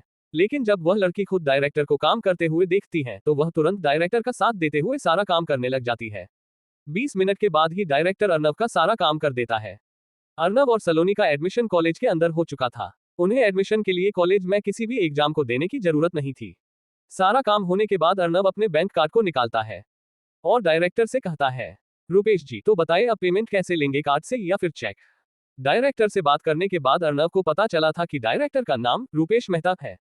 वही डायरेक्टर अर्नव की बात सुनकर बड़े ही सम्मान के साथ कहते हैं, अरे अर्नव सर आप कैसी बातें कर रहे हैं, मैं आपसे पैसे कैसे ले सकता हूँ। रुपेश मेहता की इस बात को सुनने के बाद अर्नव रुपेश मेहता की तरफ देखते हुए और अपनी आवाज में बिना किसी इमोशन के साथ कहता है, रुपेश जी मैं समझ रहा हूँ आप मुझे पैसा नहीं लेना चाहते। मुझे पता है आपको डर है, अगर आप मुझसे पैसे ले लेते हैं तो कहीं वसंत आपसे नाराज ना हो जाए। लेकिन आप इसकी बिल्कुल भी चिंता मत कीजिए, वसंत बिल्कुल भी आपसे नाराज नहीं होगा। और अगर फिर भी वसंत आपको परेशान करे तो आप मुझे कॉल कर लेना, मैं तुरंत आपके पास आ जाऊंगा। और रही बात रिश्ते की, तो मेरे लिए रिश्ते और बिजनेस दोनों अलग अलग है। मैं रिश्तों के बीच में कभी बिजनेस को लेकर नहीं आता और बिजनेस के बीच में कभी रिश्तों को। मुझे इससे कोई फर्क नहीं पड़ता कि कोई मुझसे कितने पैसे ले रहा है, बस इंसान का मेरे साथ व्यवहार अच्छा होना चाहिए। इसलिए फीस तो आपको लेनी होगी। अर्नव की बात सुनने के बाद डायरेक्टर रुपेश मेहता काफी ज्यादा हैरान हो गए थे। उन्होंने उम्मीद नहीं की थी कि सामने मौजूद 20 साल का लड़का अपने नियमों का इतना पक्का होगा। लेकिन वह ये देखकर भी हैरान था कि यह 20 साल का लड़का वसंत भाई जैसे इतने बड़े गुंडे को सिर्फ वसंत कहकर बुला रहा है। क्या सच में इस लड़के के लिए वसंत भाई कुछ नहीं है? लेकिन वह डायरेक्टर खुश था कि आज उसकी मुलाकात एक ऐसे इंसान से हुई है जो ताकतवर के साथ साथ काफी डाउन टू अर्थ भी है। डायरेक्टर रुपेश मेहता तुरंत अर्नव की तरफ देखते हुए उससे पूछते हैं, अर्नव कर तो क्या आप पूरी फीस एक साथ जमा करवाना चाहते हैं या फिर हर साल जमा करवाएंगे? डायरेक्टर रुपेश मेहता की इस बात को सुनने के बाद अर्नव दोबारा से अपनी आवाज में बिना किसी इमोशन के साथ कहता है, मैं मेरी और मेरी बहन की पूरी फीस एक साथ जमा कराना चाहता हूँ। तो आप मुझे जोड़कर बता दीजिए कि फीस कितनी हो गई, मैं अभी पेमेंट कर देता हूँ। अर्नव की बात सुनने के बाद डायरेक्टर तुरंत खुद फीस कैलकुलेट करने लग गया था और कैलकुलेट करने के बाद डायरेक्टर रुपेश मेहता अर्नव से कहते हैं, अर्नव सर आपकी और आपकी बहन की टोटल फीस होगी 10,70,400। सर अगर आप एक साथ पूरी टोटल फीस जमा कराते हैं तो हमारे कॉलेज के अनुसार आपको 2.5% की छूट भी मिलेगी। 2.5% के डिस्काउंट के साथ आपको देने होंगे 10,43,640। और आपने जो वह मेरी बीमारी के लिए इतना कीमती डिस्क्रिप्शन लिख कर दिया है, मैं उसे भी काट लेता हूं, अब आपको सिर्फ 10 लाख रुपए देने हैं। अर्नव भी डायरेक्टर रुपेश मेहता की बात सुनकर अपने चेहरे पर हल्की स्माइल के साथ उनकी बात मान जाता है और फिर अपने कार्ड से 10 लाख की पेमेंट कर देता है। कॉलेज में सारी फॉर्मेलिटी पूरी करने के बाद अर्नव सागर के साथ कॉलेज से निकल जाता है। डायरेक्टर रुपेश मेहता अर्नव को खुद बाहर रिसेप्शन तक छोड़ने आए थे। सागर पहले ही गाड़ी लेने के लिए निकल चुका था और अर्नव के रिसेप्शन से बाहर आने से पहले वह गाड़ी को रिसेप्शन के बाहर लगा देता है और वह बाहर निकाल कर पहले ही अर्नव के लिए दरवाजा खोले तैयार था। डायरेक्टर रुपेश मेहता जब बाहर आकर अर्नव की मर्सिडीज ए क्लास लिमोजिन देखते हैं तो वह भी हैरान थे। डायरेक्टर रुपेश मेहता पहले तो ये देखकर हैरान था कि अर्नव ने बिना सोचे समझे कैसे 10 लाख की पेमेंट एक साथ कर दी। लेकिन जब वह बाहर आकर ये देखते हैं कि अर्नव 50 लाख से ऊपर की गाड़ी में बैठा है तो वह समझ गया था कि अर्नव के लिए 10 लाख कुछ भी नहीं है। हालांकि डायरेक्टर रुपेश मेहता को पता था कि झज्जर में ऐसे बहुत से लोग हैं जो बिना सोचे समझे करोड़ों रुपए भी निकाल सकते हैं, लेकिन वह सभी एक पावरफुल बिजनेसमैन है। लेकिन उन अमीर फैमिली के अर्नव की उम्र के लड़के 10 लाख जैसी रकम को नहीं निकाल सकते थे। डायरेक्टर रुपेश मेहता समझ गए थे कि सामने वाले की उम्र भले ही 20 साल की है, लेकिन वह बहुत ही पहुंची हुई चीज है। अर्नव के वहां से जाने के बाद वह रिसेप्शन वाली लड़की डायरेक्टर रुपेश मेहता की तरफ देखते हुए पूछता है, डायरेक्टर सर क्या आप मुझे बता सकते हैं आखिर वह लड़का था कौन और आप उस लड़के के सामने इस तरह से सर क्यों झुका रहे थे? उस लड़की की बात सुनने के बाद डायरेक्टर रुपेश मेहता अर्नव की जाती हुई गाड़ी को देखते हुए उस लड़की से कहते हैं, तुम्हें पता है झज्जर के अंडरवर्ल्ड डॉन वसंत भाई को ये लड़का सिर्फ वसंत कहकर बुलाता है और इस लड़के का काम करने के लिए मुझे वसंत भाई का फोन आया था और जब वसंत भाई मुझसे बात कर रहे थे तो वसंत भाई की भी आवाज लड़खड़ा रही थी। इसका साफ साफ मतलब है कि वसंत भाई जैसा अंडरवर्ल्ड डॉन भी इस लड़के से डरता है। और तुम्हें तो पता ही होगा कि झज्जर में सिर्फ कुछ ही ऐसे गिने चुने परिवार हैं जो वसंत भाई जैसे गुंडे को टक्कर दे सकते हैं और उसे पीछे हटने पर मजबूर कर सकते हैं। और उन परिवारों की गिनती हम एक हाथ पर कर सकते हैं। लेकिन वह सभी परिवार भी इतने ज्यादा ताकतवर नहीं है कि वह वसंत भाई जैसे गुंडे को इतना ज्यादा डरा सके। हाँ, शायद ऐसा एक परिवार कर सकता है। वह है झज्जर का नंबर 1 कोहली परिवार। लेकिन इस लड़के के नाम के पीछे कोहली नहीं आता बल्कि सिंह आता है। और हमने आज तक झज्जर में किसी ऐसे सिंह परिवार का नाम नहीं सुना जो वसंत भाई जैसे गुंडे तक को इतना ज्यादा डरा सके। अब तो तुम समझ गई होगी क्यों मैं उस लड़के के सामने अपना सर झुका रहा था। और वैसे भी वह लड़का जड़ी बूटियों के मामले में एक मास्टर है। अगर इस तरह के इंसान के सामने अपनी गर्दन भी झुकानी पड़े तो कोई घाटा नहीं है। जब वह लड़की डायरेक्टर रूपेश मेहता के मुंह से इतनी सारी बातें सुनती है तो वह भी हैरान हो जाती है। उसने उम्मीद नहीं की थी कि यह 20 साल का लड़का इतना ज्यादा पावरफुल होगा कि उसके सामने झज्जर का अंडरवर्ल्ड डॉन वसंत भाई भी सर झुकाता है।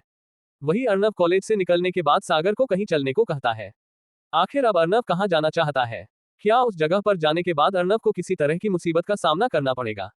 आखिर वसंत भाई के जैसा अंडरवर्ल्ड डॉन भी अर्नब की क्यों मदद कर रहा है? क्या वसंत भाई को भी अर्नब से किसी चीज की जरूरत है?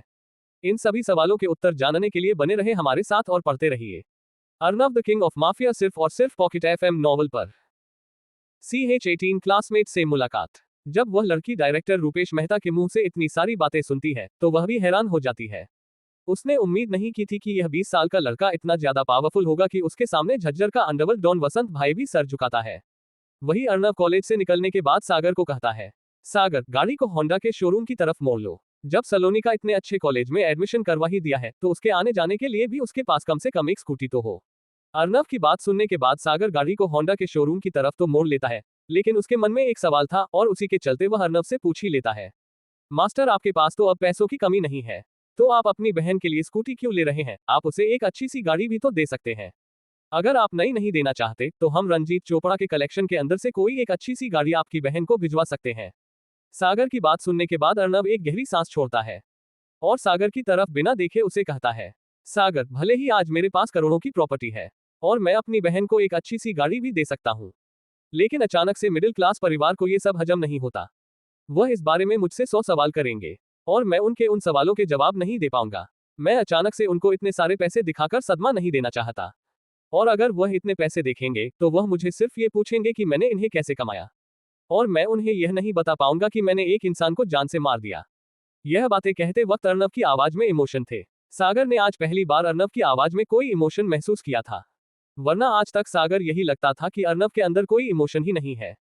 अपनी बात कहने के बाद अर्नब एक पल के लिए शांत होता है और फिर दोबारा सागर से कहता है, सागर, मुझसे पर्सनल सवाल मत पूछा करो, मेरी प्रोफेशनल लाइफ और पर्सनल लाइफ दोनों अलग अलग है।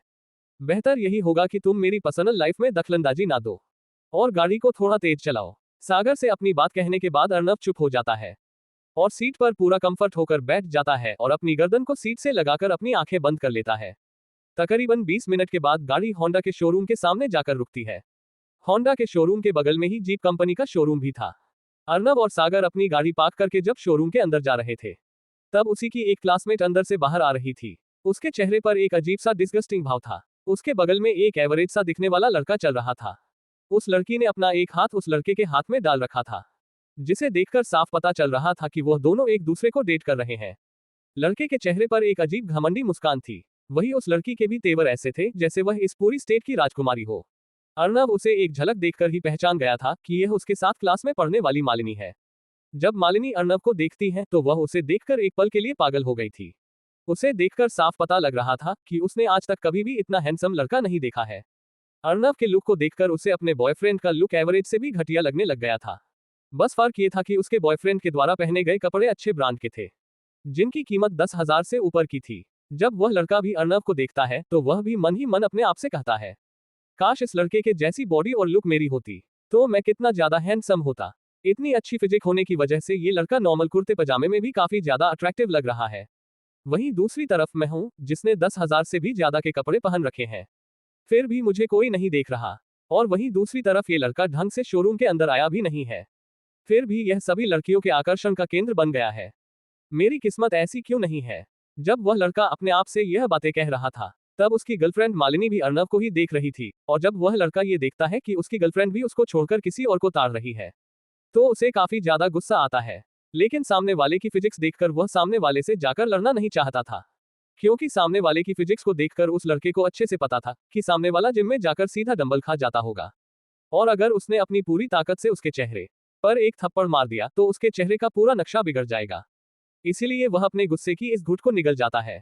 लेकिन जब मालिनी अर्नव को ध्यान से देखती है तो वह हैरान होते हुए कहती है, ये तो अर्नव है। जब वह लड़का अपनी गर्लफ्रेंड मालिनी के मुंह से उस लड़के का नाम सुनता है तो वह काफी ज्यादा हैरान हो जाता है। उसे नहीं लगा था कि उसकी गर्लफ्रेंड इस लड़के को जानती होगी। अर्नव जब मालिनी के मुंह से अपना नाम सुनता है तो वह अपनी जगह पर रुक जाता है और मालिनी की तरफ देखते हुए कहता है, हाँ बोलो मालिनी, तुमने मुझे बोला। सामने वाले के मुंह से अपना नाम सुनने के बाद मालिनी को पता चल गया था कि सामने वाला उसी का क्लासमेट अर्नव है, और वह भी उसे पहचान गया है।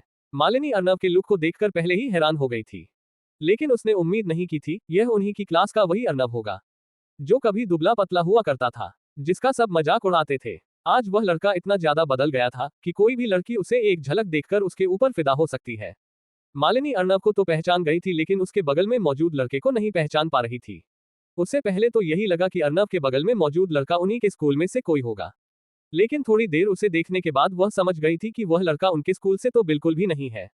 वहीं खड़ा मालिनी का बॉयफ्रेंड अपनी गर्लफ्रेंड मालिनी की तरफ देखते हुए कहता है, अरे मालिनी बेबी, क्या तुम मुझे अपने फ्रेंड से नहीं मिलाओगी?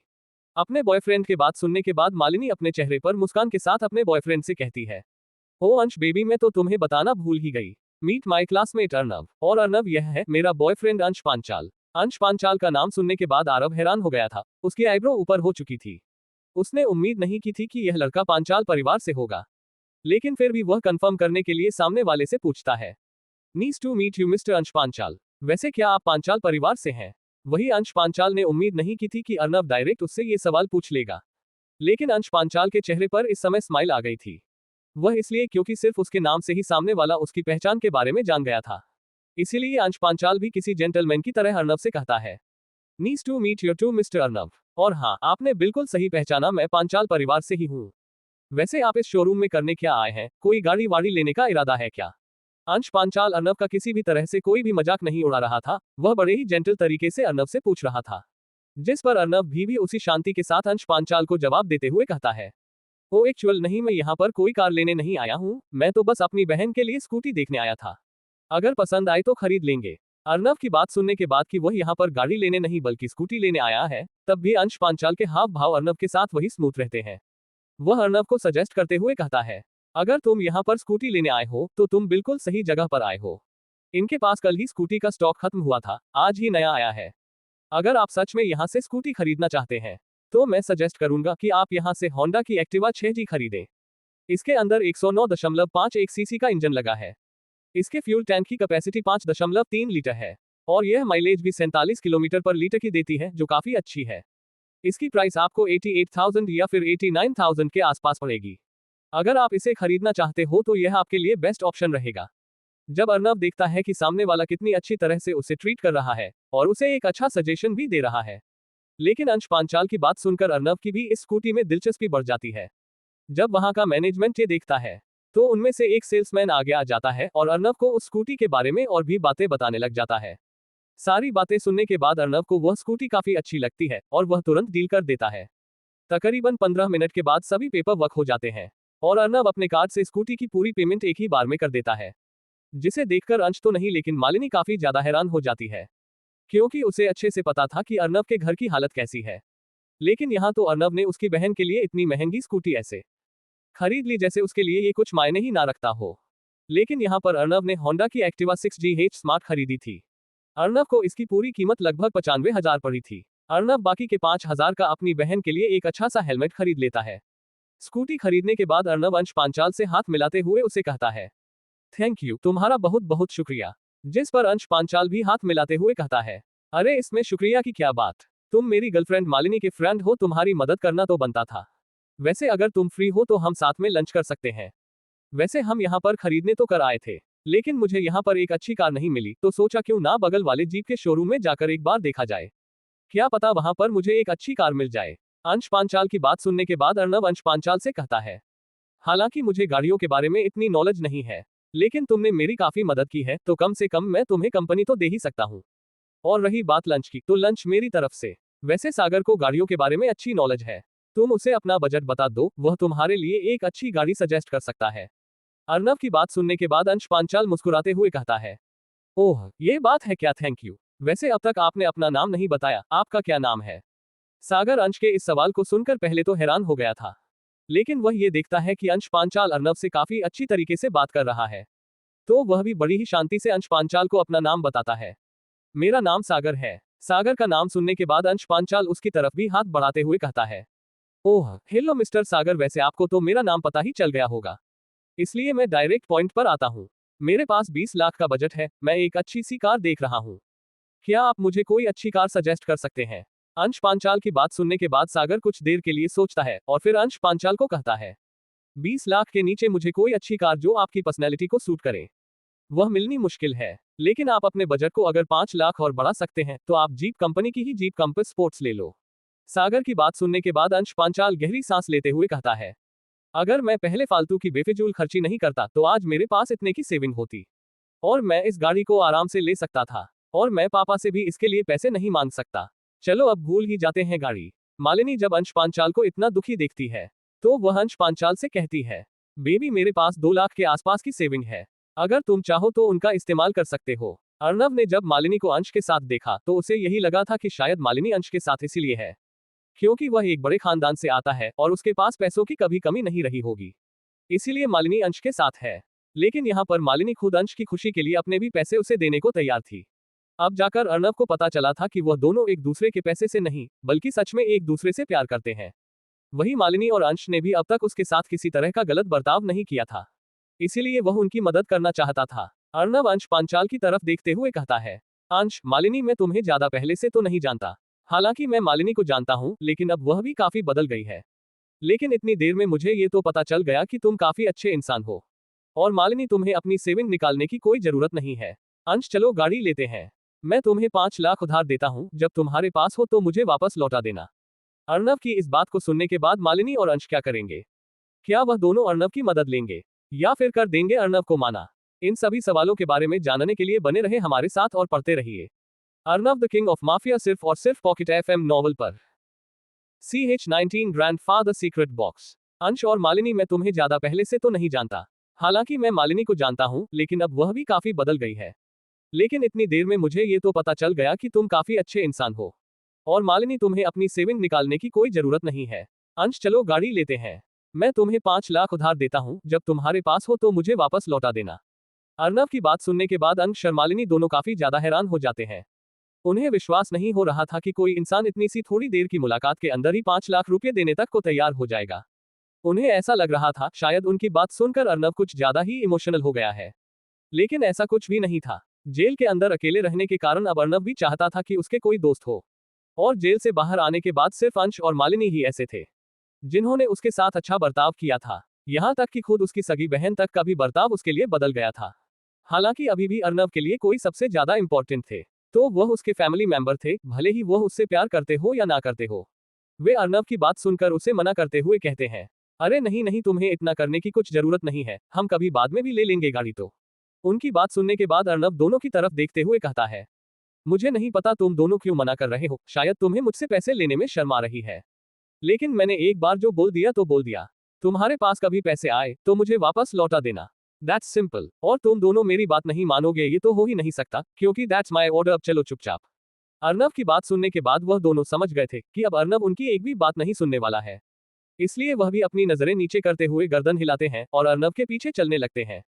उन्हें लगा था कि शोरूम यहाँ से सिर्फ 200 मीटर की ही दूरी पर है तो पैदल ही चले जाएंगे, लेकिन सागर तुरंत अर्नव की मर्सिडीज ए क्लास लिमोजिन उनके सामने लाकर खड़ी कर देता है। जब अंश और मालिनी इतनी महंगी गाड़ी को अपने सामने खड़ी देखते हैं तो उनके होश उड़ जाते हैं। मालिनी को अच्छे से पता था कि अर्नव के परिवार की हालत क्या है, और उसके जेल होने के बाद शायद अभी ही वह जेल से रिहा हुआ है और अभी ही उसके पास इतनी महंगी गाड़ी है। हालांकि अंश को गाड़ियों की ज्यादा नॉलेज तो नहीं थी, लेकिन उसे इतना जरूर पता था कि सामने खड़ी गाड़ी लगभग 55 लाख से ऊपर की है। इतनी महंगी गाड़ी तो खुद उसके पिता भी नहीं यूज करते थे। उसके पिता के पास भी टोयोटा कंपनी की फॉर्च्यूनर थी जिसकी कीमत लगभग 40 लाख के आसपास पड़ती थी। अंश को अब समझ में आ रहा था आखिर क्यों अर्नव उसे 5 लाख रुपये देने को कह रहा था। जब सामने वाला 50 लाख से ऊपर की गाड़ी में बैठता है तो उसके लिए 5 लाख क्या ही होंगे। लेकिन वही मालिनी को ऐसा लगने लग गया था कि शायद अर्नव जेल से आने के बाद उल्टे सीधे काम करने लग गया है। और शायद मालिनी सही भी थी, क्योंकि जतिन मातनहल तहसील को कंट्रोल करने वाला गैंगस्टर अब उसके लिए काम करता था। हालांकि अर्नब ने अब तक अंडरवर्ल्ड के अंदर कोई बड़ी हलचल नहीं की थी, वरना जिस हिसाब की अर्नब के पास ताकत है, उसे हिसाब से वह हरियाणा के पूरे अंडरवर्ल्ड को हिला सकता था। जब मालिनी अर्नब को देख रही थी, तो अर्नब की नजर भी मालिनी की आंखों से जाकर मिलती है, जिस वजह से अर्नब को मालिनी के दिल के अंदर हो रही हलचल के बारे में पता चल जाता है। अर्नब नहीं चाहता था कि वह जिन्हें अपना दोस्त बनाना चाहता है, वह उसकी सच्चाई जानकर उसे दूर हो जाए। इसीलिए वह तुरंत मालिनी के मन में चल रहे विचारों को तोड़ता हुए उसे समझाते हुए कहता है, मालिनी, अपने दिमाग में चल रहे इन उल्टे सीधे ख्यालों को अपने दिमाग से बाहर निकाल दो। तुम जैसा सोच रही हो मैं बिल्कुल भी वैसा नहीं हूँ। मेरे पास ये गाड़ी इसलिए है क्योंकि आज तुमने न्यूज़ तो देखी ही होगी कि कैसे चोपड़ा क्लब के मालिक रंजीत चोपड़ा की मौत हो गई, और उनके साथ साथ उनके बेटे की भी मौत हो गई। मुझे ये तो नहीं पता उनके साथ क्या हुआ है, लेकिन मेरे दादाजी ने बहुत समय पहले जब चोपड़ा परिवार का बिजनेस शुरू हुआ था, तब उसमें पैसे लगाए थे, जिस वजह से चोपड़ा परिवार अपना बिजनेस शुरू कर पाया, और आज वह जिस मुकाम पर बैठा है, वह शायद मेरे दादाजी की बदौलत है। हालांकि इस बारे में मेरे पिता को भी नहीं पता, लेकिन जब मैं जेल से बाहर आया था तो मुझे उनकी संदूक मिली थी, जिसके अंदर नके पेपर थे, और उसमें साफ साफ लिखा था कि मैं उनके इस बिजनेस का 50% उत्तराधिकारी रहूंगा और 50% यश चोपड़ा। लेकिन यश चोपड़ा के मरने के बाद अब चोपड़ा क्लब्स पूरी कमान मेरे हाथों में है, और शायद रंजीत चोपड़ा को भी पता चल गया था कि उनके साथ साथ उनके बेटे की भी मौत हो गई है, इसीलिए उन्होंने सब कुछ मेरे नाम पर कर दिया। और तुम्हें तो पता ही होगा कि क्लब के मामले में चोपड़ा क्लब्स कितने फेमस है, और उनका बिजनेस भी कितना अच्छा चलता है, इसलिए मेरे पास अब इतने पैसे हैं। और रही बात, मैं तुम्हारी मदद इसलिए कर रहा हूँ क्योंकि जेल से बाहर आने के बाद तुम दोनों ने ही मुझसे ढंग से बात की है, इसलिए मैं तुम्हारी मदद कर रहा था। अब फैसला तुम्हारे हाथ में है, क्या तुम मेरी मदद स्वीकार करते हो या नहीं, और अगर तुम मना करते हो तो शायद तुम मेरे दोस्त नहीं बनना चाहते। अर्नब ने इस समय जो ये लंबा चौड़ा भाषण दिया था, उसमें से आधा एकदम बकवास था और आधा सच था। अर्नब ने जो चोपड़ा परिवार के बिजनेस में अपने दादा के रुपए इन्वेस्ट करने की बात बताई वह सच थी। जब रंजीत चोपड़ा के पिता रामनिवास चोपड़ा इस बिजनेस को शुरू करना चाहते थे, तब उनकी अर्नब के दादा से अच्छी दोस्ती थी, लेकिन बिजनेस शुरू करने के लिए उनके पास इतने पैसे नहीं थे। इसीलिए रामनिवास चोपड़ा ने अर्नब के दादाजी जय सिंह से पैसे उधार लिए थे और उन्हें अपने बिजनेस के 50% का मालिक बनाया था। हालांकि जय सिंह को बिजनेस में कोई भी इंटरेस्ट नहीं था, इसीलिए बिजनेस का पूरा मामला रामनिवास चोपड़ा ही संभालते थे। और बाद में जब रामनिवास चोपड़ा के बेटे रंजीत चोपड़ा ने बिजनेस संभालना शुरू किया, तब जाकर उसे पता चला था कि उनके बिजनेस का 50% हकदार कोई और इंसान भी है, और पूरे बिजनेस को हड़पने के चक्कर में वह जय सिंह को जान से मरवा देते हैं। हालांकि जय सिंह इस बात को अपने बेटे से नहीं बता पाए थे, लेकिन उन्होंने अपनी संदूक में उन पेपर्स को संभाल कर रख रखा था। और अर्नब ने जिस रात रंजीत चोपड़ा से 5 करोड़ की मांग की थी, उसी रात जब अर्नब सो रहा था, तब आधी रात में उसकी नींद खुल गई थी और उसकी नजर तंट पर गई थी, जिसे शेल्विंग भी बोला जाता है। उस पर उसके दादा की वह संदूक रखी थी। जब वह उस संदूक को नीचे उतार कर उसे खोलता है, तो उसके अंदर मौजूद कागजों को देखकर वह हैरान हो गया था, क्योंकि उसके अंदर चोपड़ा परिवार के 50% बिजनेस के साथ साथ और भी बड़े बड़े बिजनेस के पेपर थे। और उसने रात को ही फैसला कर लिया था कि उसे 5 करोड़ मिलने के तुरंत बाद वह चोपड़ा परिवार से उसके 50% की हिस्सेदारी मांगेगा।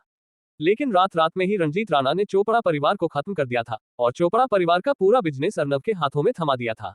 और इसमें आधी बात गलत ये थी कि अर्नब ऐसे अनजान बन रहा था, जैसे रंजीत चोपड़ा की मौत के बारे में उसे बिल्कुल भी नहीं पता। और अब जाकर मालिनी शांत हुई थी, वरना उसके दिमाग में तो उल्टे सीधे ख्याल आने भी शुरू हो गए थे।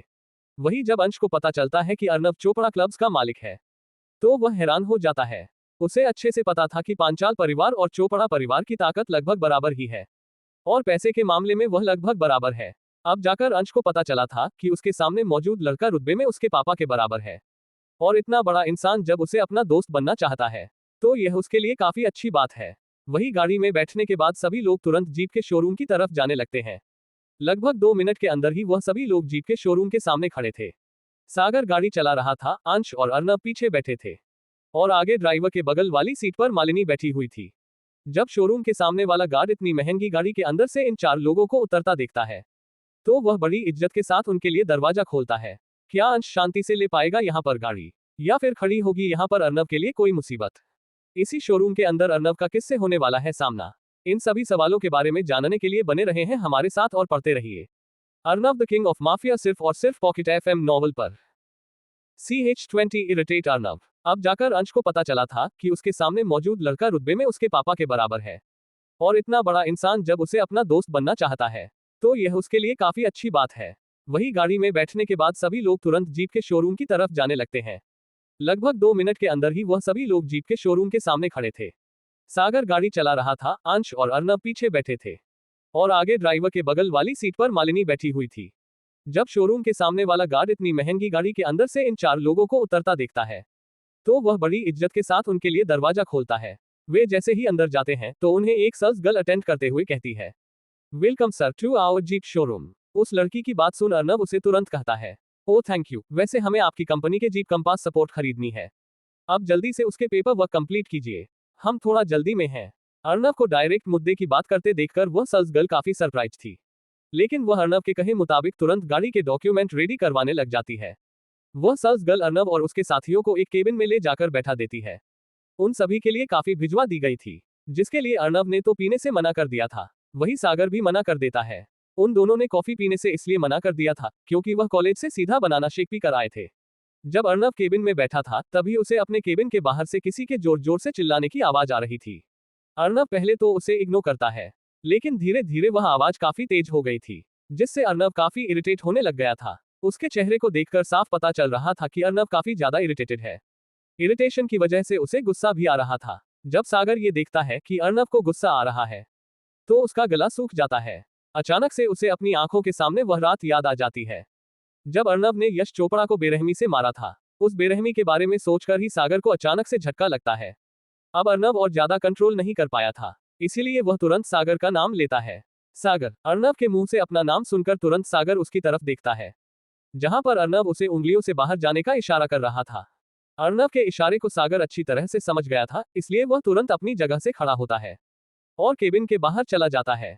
केबिन के बाहर इस समय एक 30-32 साल का लड़का एक सेल्स गर्ल के ऊपर चिल्ला रहा था। वह लड़का सेल्स गर्ल के ऊपर चिल्लाते हुए कहता है, बेहुदा बदतमीज लड़की, क्या तुझे सच में लगता तू अपने शरीर की इस खूबसूरती से मुझ जैसे इंसान को ठग सकेगी? शायद तुझे पता नहीं है मैं कौन हूँ। मेरा नाम हर्ष है और मैं चौधरी परिवार से हूँ। तुम्हारे इस पूरे शोरूम को यही खड़े खड़े खरीदने की ताकत रखता हूँ और तुम मुझे सेड्यूस करने की कोशिश कर रही थी। तुम्हारे जैसी लड़कियों को तो मैं चलता चलता खरीद लूं, और जब मैंने तुम्हारी सच्चाई सभी के सामने बता दी तो तुम मुझ पर ही झूठा इल्जाम लगा रही हो। उस लड़के के सामने इस समय 19-20 साल की एक नाजुक से लड़की खड़ी थी, जो इस समय काफी ज्यादा डरी और सहमी हुई थी। वह लड़की बड़ी मुश्किल से अपने आंसू रोकने की कोशिश कर रही थी। वही इस लड़की पर इस तरह के इल्जाम लगाते हुए उस लड़के यानी हर्ष चौधरी के चेहरे पर अजीब मुस्कान थी। वहीं उन दोनों के आपस में चिल्लाने की वजह से वहां का स्टाफ भी इकट्ठा हो गया था। उस लड़के का नाम सुनने के बाद वहां का पूरा स्टाफ डर गया था। वहां पर मौजूद किसी ने उम्मीद नहीं की थी कि यह लड़का चौधरी परिवार से होगा, और यह सभी लोग चौधरी परिवार से इसीलिए डर रहे थे क्योंकि चौधरी परिवार झज्जर के पास अमीर परिवारों में से एक था। चौधरी परिवार का झज्जर की पांचों तहसील के अंदर काफी अच्छा बिजनेस था, जिस वजह से झज्जर में चौधरी परिवार की काफी इज्जत थी और वहां पर मौजूद कोई भी व्यक्ति चौधरी परिवार के इस लड़के को नाराज नहीं करना चाहता था। वही अपने ऊपर इतना घटिया इल्जाम लगते देखकर वह सेल्स गर्ल दोबारा से अपनी सफाई देते हुए कहती है, नहीं, यह इंसान झूठ बोल रहा है, बल्कि यह खुद ही काफी गिरा हुआ इंसान है। जब मैं इसे गाड़ी दिखा रही थी तब ये बार बार जानबूझकर मेरे करीब आ रहा था और मुझे छू रहा था। ये बात कहते हुए उस सेल्स गर्ल की आंखों में आंसू थे। वही उस लड़की की बात सुनकर हर्ष चौधरी अपने दांत पीसते हुए उस सेल्स गर्ल के पास जाता है और उसके कान में बहुत ही धीमी लेकिन गंभीर और कठोर आवाज में उस लड़की को डराते हुए कहता है, ए लड़की, चुप चुप मेरी बात क्यों नहीं मान लेती है? आखिर तेरी दिक्कत क्या है?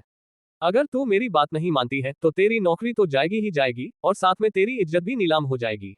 मैं तुझे बस इतना ही तो कह रहा हूँ, तुझे बस एक रात के लिए मेरा बिस्तर गर्म करना है, और अगर आज रात तू मुझे खुश कर देती है तो मैं तेरे हर खर्च उठाने को तैयार हूँ, और अगर तो इस बात को मना करती है तो मैं तेरे पूरे परिवार को बर्बाद कर दूंगा। वह लड़की जब हर्ष चौधरी की बात सुनती है तो वह काफी ज्यादा सहम जाती है। उसे अब हर्ष की बातों से काफी डर लग रहा था। उसे अच्छे से पता था कि चौधरी परिवार कितना पावरफुल है और उनके लिए शायद उसका परिवार कुछ भी नहीं है, लेकिन वह लड़की ऐसे ही तो अपनी इज्जत किसी के हाथ में नहीं दे सकती थी। वहीं केबिन से बाहर आकर सागर भी यह सारा तमाशा देख रहा था। उसे कुछ समझ नहीं आ रहा था आखिर यहाँ पर यह झगड़ा क्यों हो रहा है। इसीलिए वह अपने बगल में मौजूद लड़के से पूछता है, भाई, क्या तू मुझे ये बताएगा आखिर यहाँ पर यह झगड़ा क्यों हो रहा है? सागर की बात सुनने के बाद वह लड़का तुरंत सागर की तरफ देखता है और सागर को सारी बात बताते हुए कहता है, भाई, बात यह है, जो ये सामने लड़का खड़ा है ना, ये चौधरी परिवार से हर्ष चौधरी है, और इसका कहना है ये लड़की उसके पैसे देखकर उसके ऊपर लट्टू हो गई है और वह उसे सेड्यूस करने लग गई, लेकिन वह उसके जाल में नहीं फंसा। और जब उसने सभी को ये बताए तो ये लड़की खुद हर्ष चौधरी के ऊपर छेड़खानी का आरोप लगा रही है और कहीं देर से इनके बीच में इसी बात को लेकर लड़ाई हो रही है। उस लड़के की बात सुनने के बाद अब सागर को सारा मामला समझ में आ रहा था, लेकिन उसे अभी भी पता नहीं चला था यहाँ पर सच कौन बोल रहा है और झूठ कौन बोल रहा है। क्या सागर इस मामले को संभाल पाएगा, या फिर इस मामले को संभालने के लिए आना पड़ेगा अर्नव को बीच में। अगर अर्नव आ गया तो वह क्या करेगा? इन सभी सवालों के उत्तर जानने के लिए बने रहे हमारे साथ और पढ़ते रहिए Arnav the king of mafia सिर्फ और सिर्फ पॉकेट FM नॉवल पर। अगर आपको ये कहानी पसंद आ रही हो तो कृपया लाइक और कमेंट जरूर करें और इस कहानी को अच्छी रेटिंग देना ना भूले ताकि इस कहानी के नए चैप्टर बनाने के लिए मेरा मनोबल बना रहे। इस कहानी को अधिक से अधिक लोगों को शेयर करें ताकि ज्यादा से ज्यादा लोग इस कहानी का आनंद उठा सकें। हमारी इस कहानी के नए चैप्टर को पढ़ने के लिए आपका बहुत बहुत शुक्रिया। आज के लिए बस इतना ही दोस्तों। Arnab the king of mafia की इस रोमांचक कहानी के लिए और जानना चाहो तो अगले पार्ट का इंतजार कीजिए। पसंद आए हो तो लाइक, सब्सक्राइब, शेयर करें। कोई गलती लगे तो कमेंट में बताएं, इससे हमें बेहतर कंटेंट बनाने की प्रेरणा मिलती है। धन्यवाद।